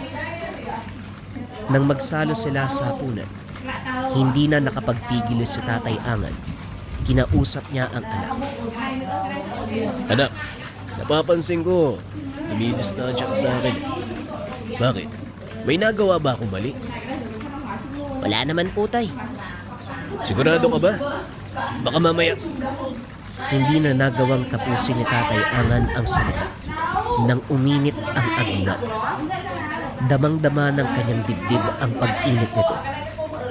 Napaiwas na rin siya ng tingin kay Samuel. Nagdadalawang isip kung aalis ba o hindi. Nasa harapan niya ang anak. Kung aalis siya ngayon, mas lalong magdududa ito sa kanya. Kaso nga lang, hindi niya kayang tanggihan ang tawag ng tungkulin. Sandali lang anak ha. May nakalimutan ako eh. Kumain ka lang muna dyan. Babalik ako mamaya. Hindi na inantay na sumagot si Samuel. Nagmamadali siyang lumabas. Binaybay ang daan patungo sa direksyon na itinuturo ng agimat. Dinala siya nito sa isang abandonadong sementeryo kung saan natagpuan ang grupo ng kababaihan at kalalakihang nag-iinuman. Malapit lang sa kalsada ang kinalalagyan ng grupo pero wala nang dumaraan doon. Nagkakasayahan ang mga ito. Lasing na ang karamihan kaya hindi napansin ang dalawang aswang na kanina pa nakabantay. Naghihintay ng tiyempo para sumanggap. Dahan-dahang binunot ni Tatay Angan ang itak sa kanyang tagiliran. Nag-umpisang humakbang patungo sa kinalalagyan ng aswang. Sa magkabilang direksyon, nakapwesto ang mga nilalang. Yung malapit ang inuna, pero bago pa tuluyang makalapit, napansin ng nilalang kung kaya't nauwi sa maagang bakbakan. Nagkaroon ng sagupaan sa pagitan ng dalawang aswang at ni Tatay Angan nang mapansin ng ikalawang nilalang na nagbabanggaan ang dalawa. Lumapit na ito. Hinatak pa si Tatay Angan patungo sa likuran ng sementeryo kung saan maraming nakatambak na basura. Madalas mga bubog mula sa basag na bote. Nagkagulo ang tatlo. Hindi alam ng grupo ng mga kabataan ang nangyayari. Patuloy silang nag-iinuman, kaya hindi naririnig ang kaganapan. Sa pagpapatuloy ng laban, pumabor kay Tatay Angan ang lahat. Sa bawat hagupit ng talim, tumatama sa mga nilalang. Kahit ilang ulit man din siyang mawala ng balanse, napapasubsob sa nagkalat na mga bubog, hindi siya nasusugatan. Dahil ito sa kanyang tangan. Hindi nagtagal sa kanyang mga kamay ang dalawang aswang dahil matapos tumagos sa tiyan ng itak, nataranta ang isa, nagmamadaling tumakas. Hindi na rin nahabol dahil hindi malaman kung saan sumunod. Hindi na rin nararamdaman ng tangan ang nilalang. Ang isang napuruhan, sa mismong harapan ng bahay binawian ng buhay. Napabuntong hininga si Tatay Angan. Nagdarasal na rin habang nakaharap sa bangkay ng aswang. Makalipas ang ilang sandali, hindi pa siya natapos sa pagdarasal. Napalingon na sa gawin ng mga kabataan ng magsigaw. Paglapit ni Tatay Angan para malaman ang nangyari, humigpit ang pagkakahawak sa itak. Merong bagong nilalang. Biglang napawi ang pagkalasing ng mga kabataan. Kanya-kanya sa pagtakbo para lamang makaiwas sa banta ng nilalang.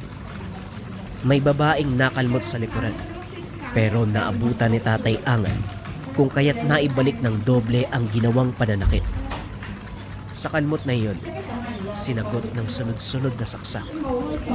Yun lang at bumulagta na ang aswang. Tumama ang talim sa puso ng nilalang. Kagad binawian ng buhay. Nag-iwas ng tingin si Tatay Angan nang bumalik ang mga kabataan para usisain ang nangyari.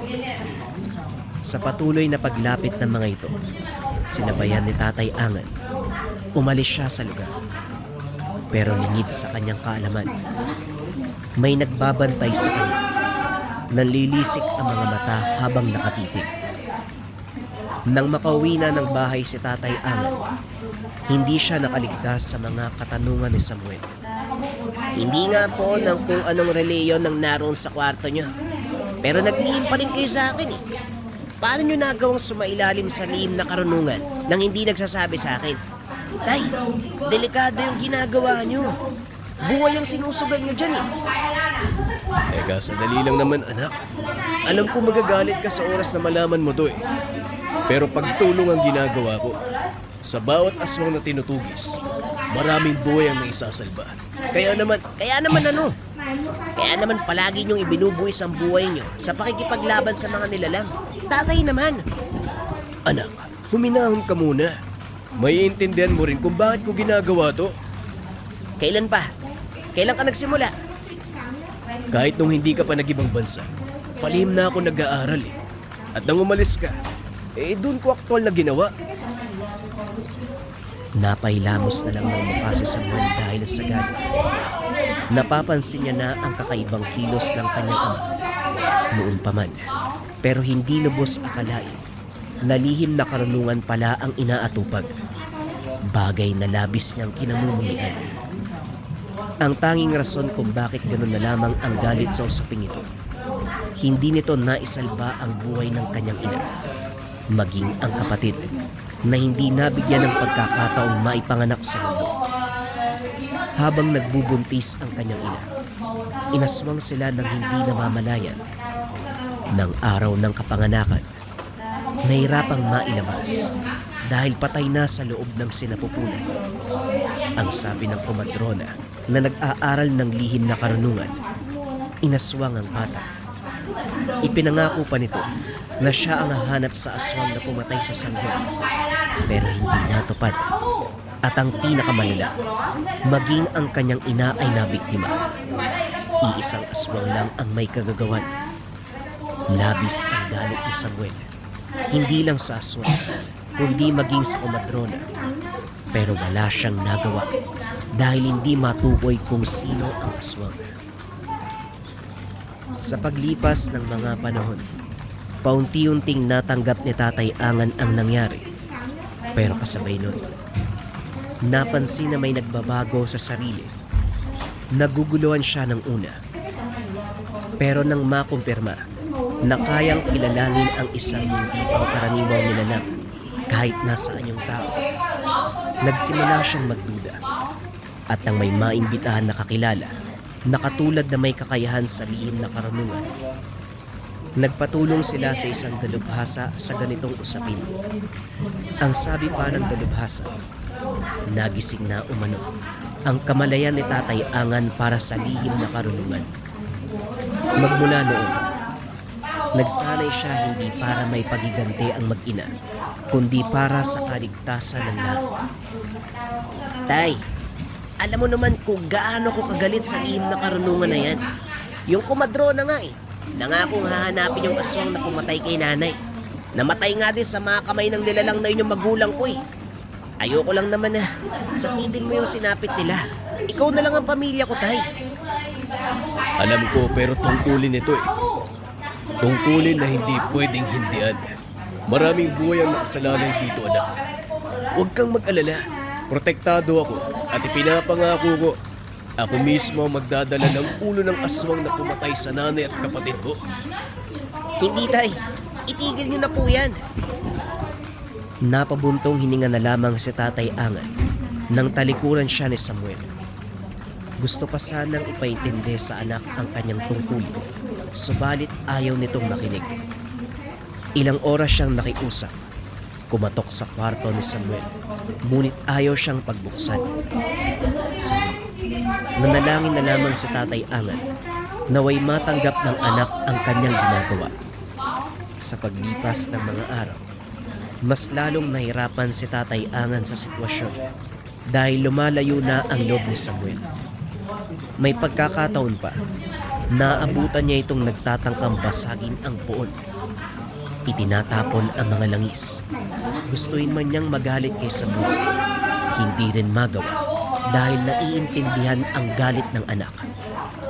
Patuloy lamang siyang nagdarasal na darating ang araw, maiintindihan siya ng lubusan. Isang hapon, pagbalik ni Tatay Angan mula sa bayan, isasagawa na sana niya ang dasal para sa agimat at sa puon. nang mapansin ito na wala ito sa kwarto. Kagad niyang hinanap si Samuel. Naabutan sa likuran ng tahanan. Nagtatangkang sinugin. Mabuti na lang nabawi ang posporo bago mahuli ang lahat. Anak, ano ba yung ginagawa mo? Pakiusap naman.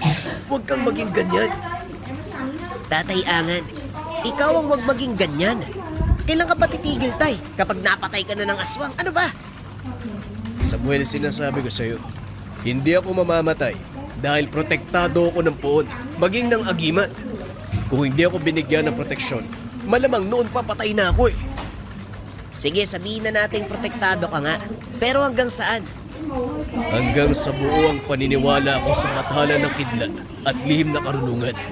Hindi ako kailanman tatalikuran yan. Matapos magsalita ni Tatay Angan, napatahimik si Samuel. Kinuha ni Tatay Angan ang phone at maingat na ibinalik sa kwarto. Naiwan si Samuel sa labas. Napapabuntong hininga na lamang. Sa puntong iyon, kagad dumingi ng kapatawaran si Tatay Angan sa phone sa ginawa ng kanyang anak. Taimtim na nagsumamo, napatawarin ang walang ideyang anak.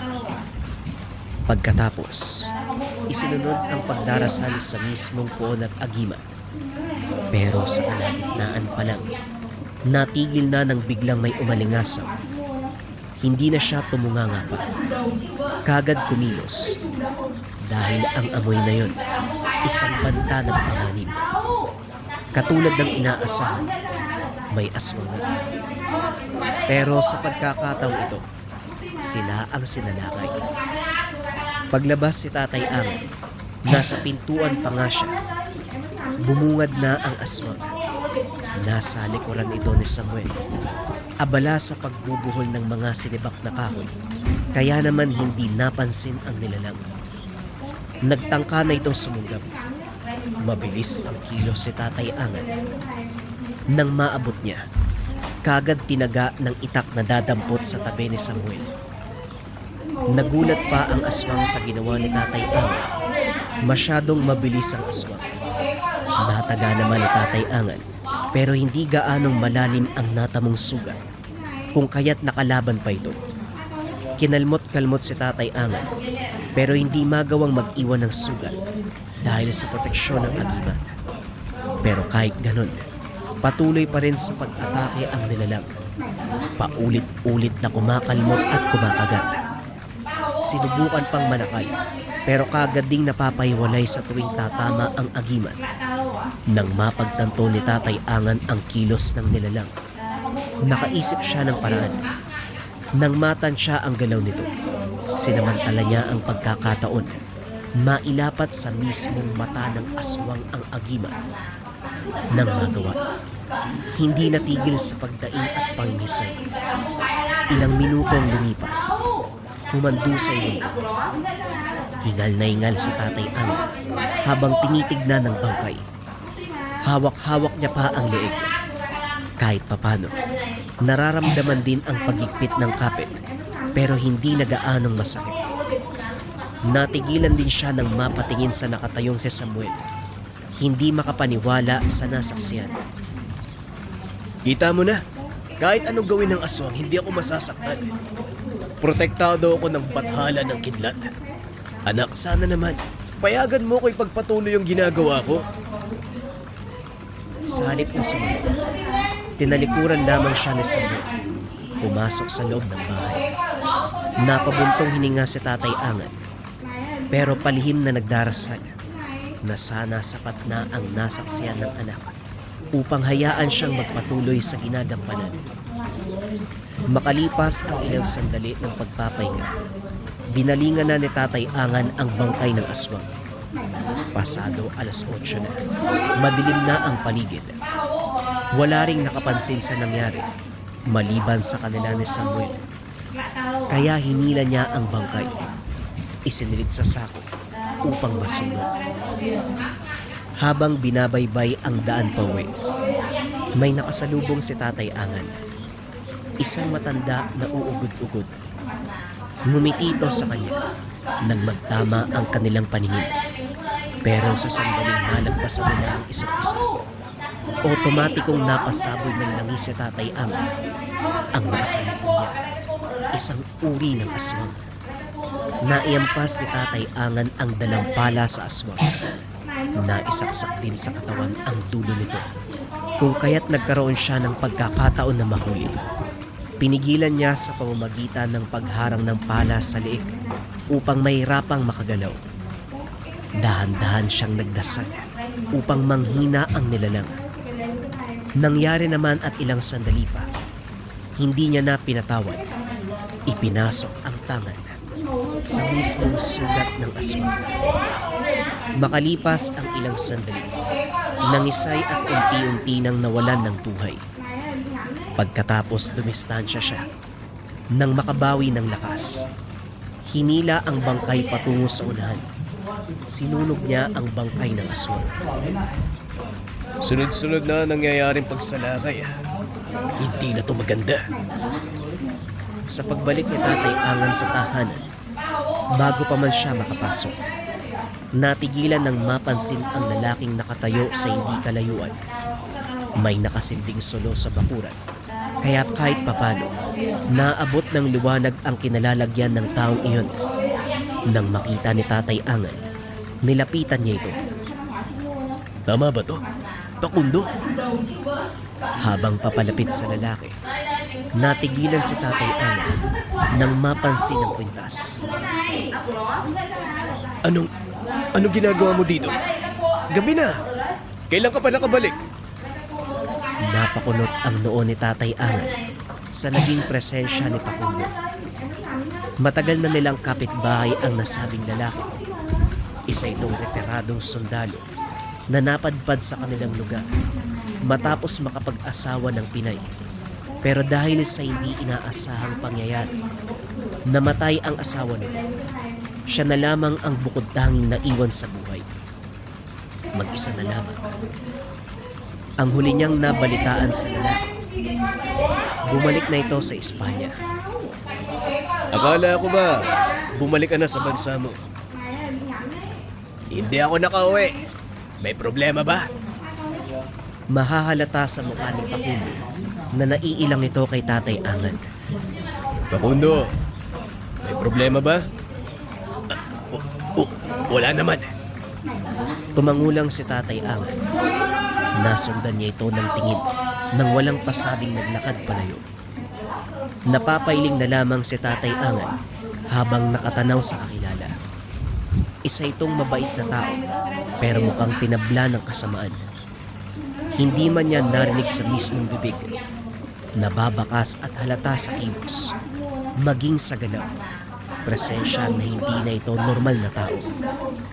Sa paningin ni Tatay Angan, isang aswang si Pakundo.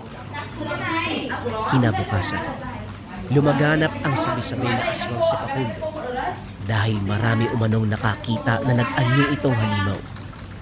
Bawat grupo na nakabantay sa kung saan-saan, si Pakundo ang pinag-uusapan. Pero may isang usapan na nakakuha ng atensyon ni Tatay Angan. Ewan ko lang ha, pero mukhang si Pakundo yung dahilan kung bakit inaaswang yung lugar natin. Hindi ba nababalita siya natin na may kinakasamang babaeng aswang?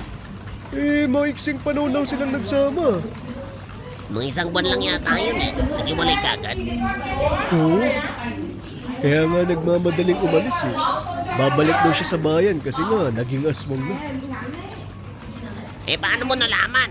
Baka kung ano-ano lang yung naririnig mo, chismoso ka rin Totoo yun. Yung kapatid ko si Brando. Ginagabi yun sa pag-uwi. Nakita niya mismo na naging aswang si Pakundo. Paano mo naman nasabi ni si Pakundo ang dahilan kung bakit tayo inaaswang? Hindi ba nitong nakaraan lang, napapadalas ang aswangan dito sa atin? Kasi yung kinakasama ni Pakundo dati, sinubukan niyang patayin pagkatapos malaman na niyanggaw siya. Pero hindi napatay. Nagalit yung babae, pati yung mga kalahi na aswang. Binalikan si Pakundo para magiganti. Pero dahil wala nga si Pakundo nitong mga nakaraan, ibang tawang binibiktima. Ay sus, kapag yan hindi totoo, patay ka talaga. Sa mga narinig, hindi mapalagay si Tatay Angan Pinuntahan niya si Facundo na abutang may kausap. Hindi lang basta usapan dahil merong pisikalan na nagaganan pero hindi muna siya nangialam. Lubayan mo na ako, Stella. Niyanggaw mo na nga ako tapos babalik ka pa para manakit. Wala ka ba talagang awa? Kailanman hindi ako maaawa sa ugat mo, Facundo. Sinubukan mo kong patayin, kaya dapat lang naparusahan ka. Huwag mo nang palaking tumakas, dahil kahit saan dako ka man pumunta, susundan kita. At sa sandaling mahanap ko ang lugar na yan, iba't ibang tao ang madadamay. Naging malinaw kay Tatay Angan ang usaping naririnig. Mas lalong naging malinaw kung bakit palagi may aswang na nagagawi sa kanilang lugar. Dahil dito, hindi niya pinalampas ang pagkakataon. Lumabas siya sa pinagtataguan. Hinarap ang dalawang aswang.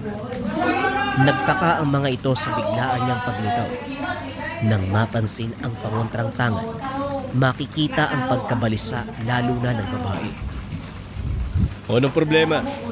Hindi mo inaasahan yung pagdating ko, no? Pare, anong ginagawa mo dito? Narinig ko ang usapan niyo. Ikaw babae, pwede bang tantanan mo si Facundo?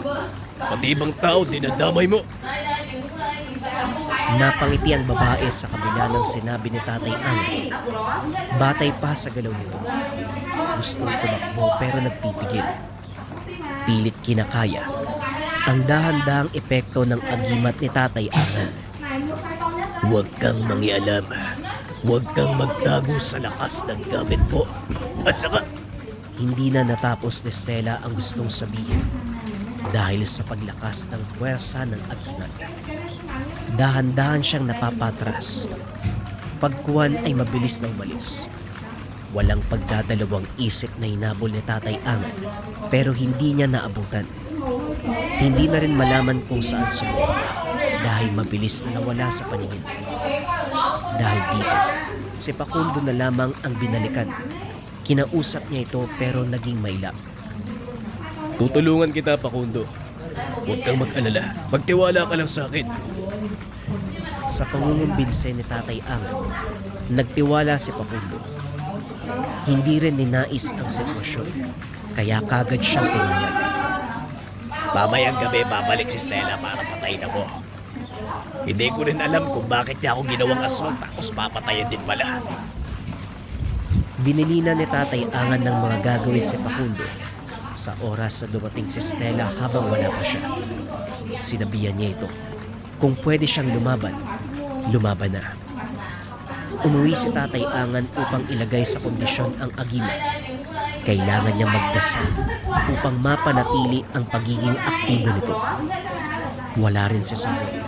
Kahit sa ang sulok ng bahay ay hindi mahanap, hindi natagpuan. Nagtanong sa mga kapitbahay. Umalis daw si Samuel patungong bayan na may daladalang kahon. Kagad nagtungo si Tatay Angan upang maabutan ang anak. Ilang minuto pa lang ang nakakalipas magmula nang umalis ito. Kinukutuban na siya at kinakabahan. Pagdating ng bayan, dumiretso si Tatay Angan sa tindahan ng mga puon. Sakto ang pagdating dahil ibinibenta ni Samuel ang kanyang tangan. Mabuti na lang, nagdadalawang isip sa pagtanggap ang tendero kung kaya't naabutan pa niya. Pasensya na, Samuel, ha? Pero yung bagay na to, hindi basta-basta yung pinagbibili. Sigurado ka ba hindi to sa tatay mo? Bilhin nyo na lang po, mura lang naman eh. Kahit 100 lang. Basta hindi ko na makita yan sa bahay. Huwag na kayo mag-alangan. Samuel, pasensya na, pero... Oh! Andito pala si Paring Angan. Kagad inabot ng tendero ang puon. Tinanggap ito ni Tatay Angan. O yan na, sumusobra ka na. Bakit mo ginawa to? Hindi nagsalita si Samuel. Kagad lumisan sa lugar. Nagmamadali namang sumunod si Tatay Angan. Matapos magpasalamat sa tendero. Sabay sila sa pag-uwi. Lula ng tricycle. Pero walang imik sa isa't isa. Tanging ingay lamang ng makinang sinasakyan ang umaalingaw-ngaw. Sinamantala na lang din ni Tatay Angan ang pagkakataon na makapagdasal. Pagkatapos, huminto na sa harapan ng kanilang bahay ang tricycle. Naunang bumaba si Samuel. Wala pa ring imik. Matapos makapag-abot ng pamasahe, sumunod si Tatay Angan upang makipag-usap ng maayos sa anak. Akala ko ba, nagkakaintindihan na tayong dalawa? Pwede ba, Tay? Tama na. Hanggang kailan ba kayo titigil? Kung maghihingalo na kayo dahil sa pambibiktima ng aswang. Ilang ulit ko bang sasabihin sa'yo? Protektado nga ako.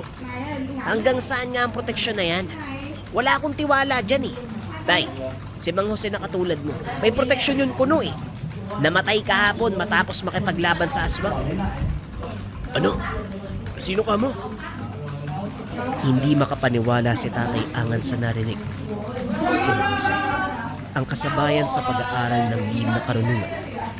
Kumpara sa kanya, mas angat ang kaalaman nito. Pero hindi niya inasahan na magagapi ito ng nilalang. Paano niyo ako makukumbinsi kung may mga taong may alam sa lihim na karunungan tapos namamatay din? Tay, ayoko lang mawala kayo. Namatay na si nanay at yung kapatid ko eh. Dahil sa aswang yun tapos ngayon ikaw naman. Napabuntong hininga si Tatay Angan sa sinabi ni Samuel. Sa kabila ng narinig at nabalitaan, sa halip na panghinaan, mas lalong nagtibay ang tungkulin na puksain ang mga aswang. Nang mapansin ang oras, pumasok siya ng kwarto. Kumuha ng langis. Kinuha ang itak. Nagmamadali siyang lumabas pagkatapos. Pinigilan pa siya ni Samuel pero wala din itong nagawa. Binilisan ni Tatay Angan ang mga akbang. Papunta siya ngayon sa bahay ni Facundo.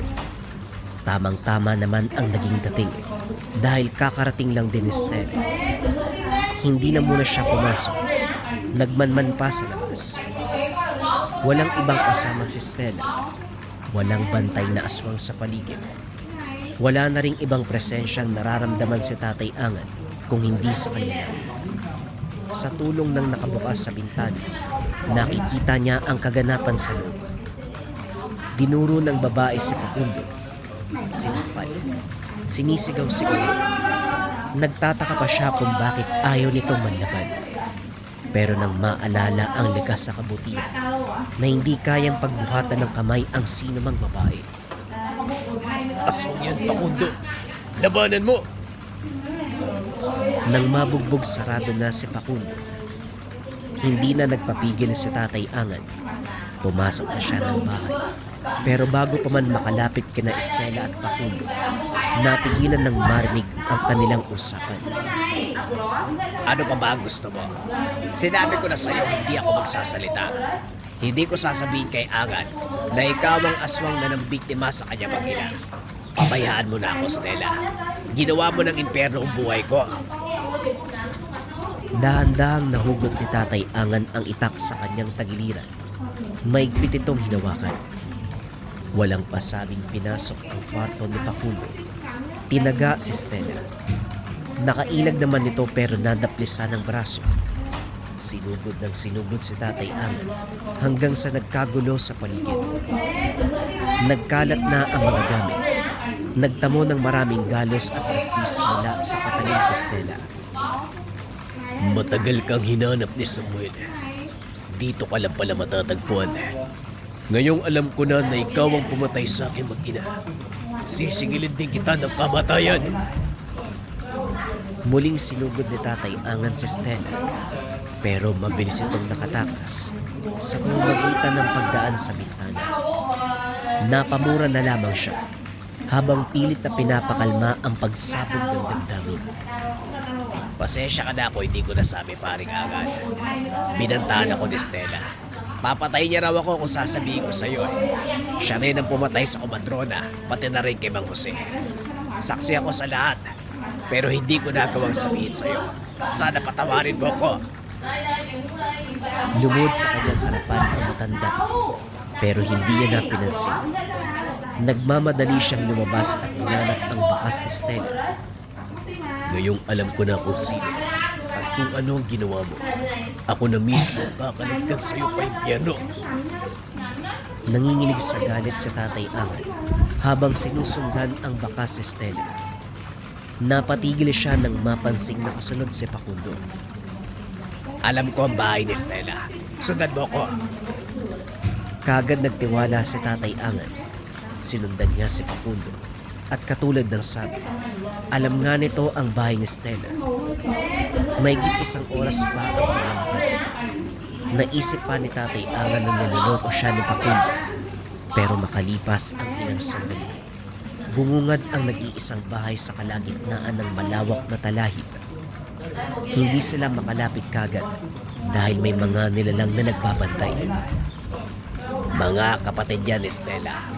Mag-ingat ka paring Angan. Ilang beses ka na rin nakita ni Stella kung paano makipaglaban sa aswang. Anong ibig mong sabihin? Noong napapalaban ka sa mga aswang, binabantayan ni Stella ang bawat kilos mo. Bago lumapit si Tatay Angan sa bahay ni Stella, nagsagawa muna siya ng ritual. Walang pagdadalawang isip na hinarap ang mga nilalang. Hindi naman naiiba ang dalawa sa mga nakalaban niyang mga aswang. Madali lang patumbahin sa pamamagitan ng bisa ng pagkusan ng dasal at bisa ng kanyang agimat. Humandusay sila sa lupa. Nagmamadaling pumasok si Tatay Angan sa loob sa pag-aakalang nakatakas si Stella. Pero pagbukas niya ng pintuan, sumalubong ang babaeng aswang at kagad siyang sinugod. Nagpaulan kagad ng kalmot ang nilalang. Sinubukan pang ipasok ang naghahabaang buhok sa ilong at bibig ni Tatay Angan. Pero naging maagap siya.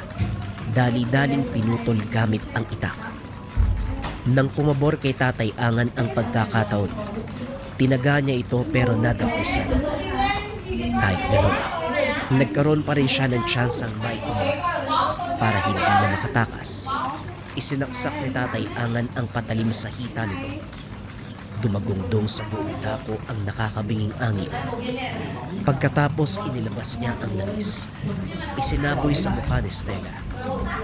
Ngayon tikman mo ang pait ng paghihiganti. Dadahan-dahanin kong paniningil sa'yo. Mula sa ginawa mo sa akin mag-ina, sa kumadrona, sa mga inosenteng dinamay ng lahi mo, kay Mang Jose, pati na rin kay Facundo. Hindi na matigil sa paghiyaw ang nilalang. Kahit anong pagpupumiglas, hindi magawang makatakas. Pagkatapos ng langis, sinundan ni Tatay Angan ng dasal at orasyon. Maging si Facundo ay nasaksiyan ang pangingisay ni Stella. Kalunos-lunos na kalagayan, subalit walang balak na tigilan ni Tatay Angan. Maging ang kaluluwa mo, sisiguraduhin kong magdurusa. Ibinuhos ni Tatay Angan ang huling patak ng langis sa mismong bibig ng aswang. Nangisay ang aswang. Tumirik ang mga mata. Bumula na ang bibig at nagsimulang manigas ang mga daliri at kamay. Dumistansya muna sa Tatay Angan. Umusal uli ng dasal. Pinagmasdan ng pagdurusa ni Stella hanggang sa unti-unti na itong natahimik. Nawalan ng buhay at nanigas. Matapos na makahinga ng maluwag si Tatay Angan, doon na rin bumuhos ang kanyang mga luha dahil sa damdamin. Sa wakas natupad din ang nais ni Samuel na mahanap ang aswang na pumatay sa kanyang ina at kapatid. Matapos ng kaganapan na baling ang pansin ni Tatay Angan kay Facundo na hindi mapalagay sa kinakatayuan. Nilapitan niya ito pero kagad siyang naitulak palayo. Naintindihan niya ang kilos ni Facundo dahil tinatawag na naman ito ng pagkalimaw. Ilang sandali pa, nag-anyong aswang. Tinignan lamang ito ni Tatay Angan. Wala siyang balak na saktan ng katulad ni Facundo. Sabihin man na isa itong aswang, hindi pa rin may pagkakaila. Inosente siya. Naging biktima lamang ng pangyayanggaw. Hindi siya sinugod ni Facundo. Salip tumakbo ito palayo. Tahimik niyang sinundan. Habang sinusundan si Facundo na naghahanap ng tawag ng sikmura, sinimulan niya ang pagdarasal. Isang orasyon na layong paamuhin ang isang bagong yanggaw. Gagamitin niya ang lakas ng gabay ng kidlat upang subukan na magamot pa ang kaibigan. Habang patuloy sa pag-uusal, dahan-dahang kumakalma si Facundo. Napatigil ito sa paglalakad. Ilang sandali pa bumalik na sa anyong tao. Nawalan na lamang ng malay. Sinikap niyang buhatin upang maiuwi sa tahanan. Sinigurado ni Tatay Angat na maayos ang kalagayan ni Facundo bago niya iwan. Pagbalik sa bahay ni Tatay Angat, nasa pintuan si Samuel. Hindi maipinta ang muka na nakaabang sa kanyang pagbabalik. Malawak pa ang pagkakangiti niya, pero kagad nawala ng magsalita ang anak. Ilang oras kayo nasa labas, Tatay Angat? Ilang aswang ba yung pinalaban nyo ngayon? Ilang ulit nyo bang ilalagay sa peligro yung buhay nyo para sa kapakanan ng ibang tao? Anak, malalim na ang gabi. Bukas na tayo mag-usap. Magandang balita ang dala ko ngayon. Ano magandang balita? Wala na ako maaasahan na magandang balita sa iyo, Tay. Delikado yung pinasok nyo. Anumang oras pwede kayo mamatay. Kahit ano pa ang sabihin mo, anak, umuwi ako ng ligtas sa tahanan. Hindi ako namamatay. Nakakatulong ako sa ibang tao. Natahimik si Samuel. Nginitian na lamang ito ni Tatay Angat. Tinapik sa balikat. Sinabing magpahinga na. Sa gabing iyon, walang ibang naramdaman si Tatay Angat kung hindi kagaanan ng kalooban. Nabawasan ang bilang ng mga nilalang. Napagiganti ang kamatayan ng mag-ina. Kinabukasan dinala niya si Samuel sa bahay ni Stella. Ayaw sanang lumapit ni Samuel dahil malayo palang umaalingasaw na ang nakakamatay na amoy ng bangkay. Nakahandusay pa sa lupa ang bangkay ng mga kapatid ni Stella at nasa loob ang bangkay nito. Ano to? Ipinapakita mo sa akin yung mga aswang na napatay mo para saan? Hindi ba sinabi ko sa'yo? Dadaling ko sa harapan mo ang bangkay ng aswang na pumatay sa nanay at kapatid mo. Napatitig sa bangkay si Samuel. Ilang sandali pa ay napaluha. Totoo ba, Tay? Yan ang pumaslang sa kanila. Tama ka, anak. Siya nga. Dumampot ng kahoy si Samuel. Hahampasin pa sana ang bangkay.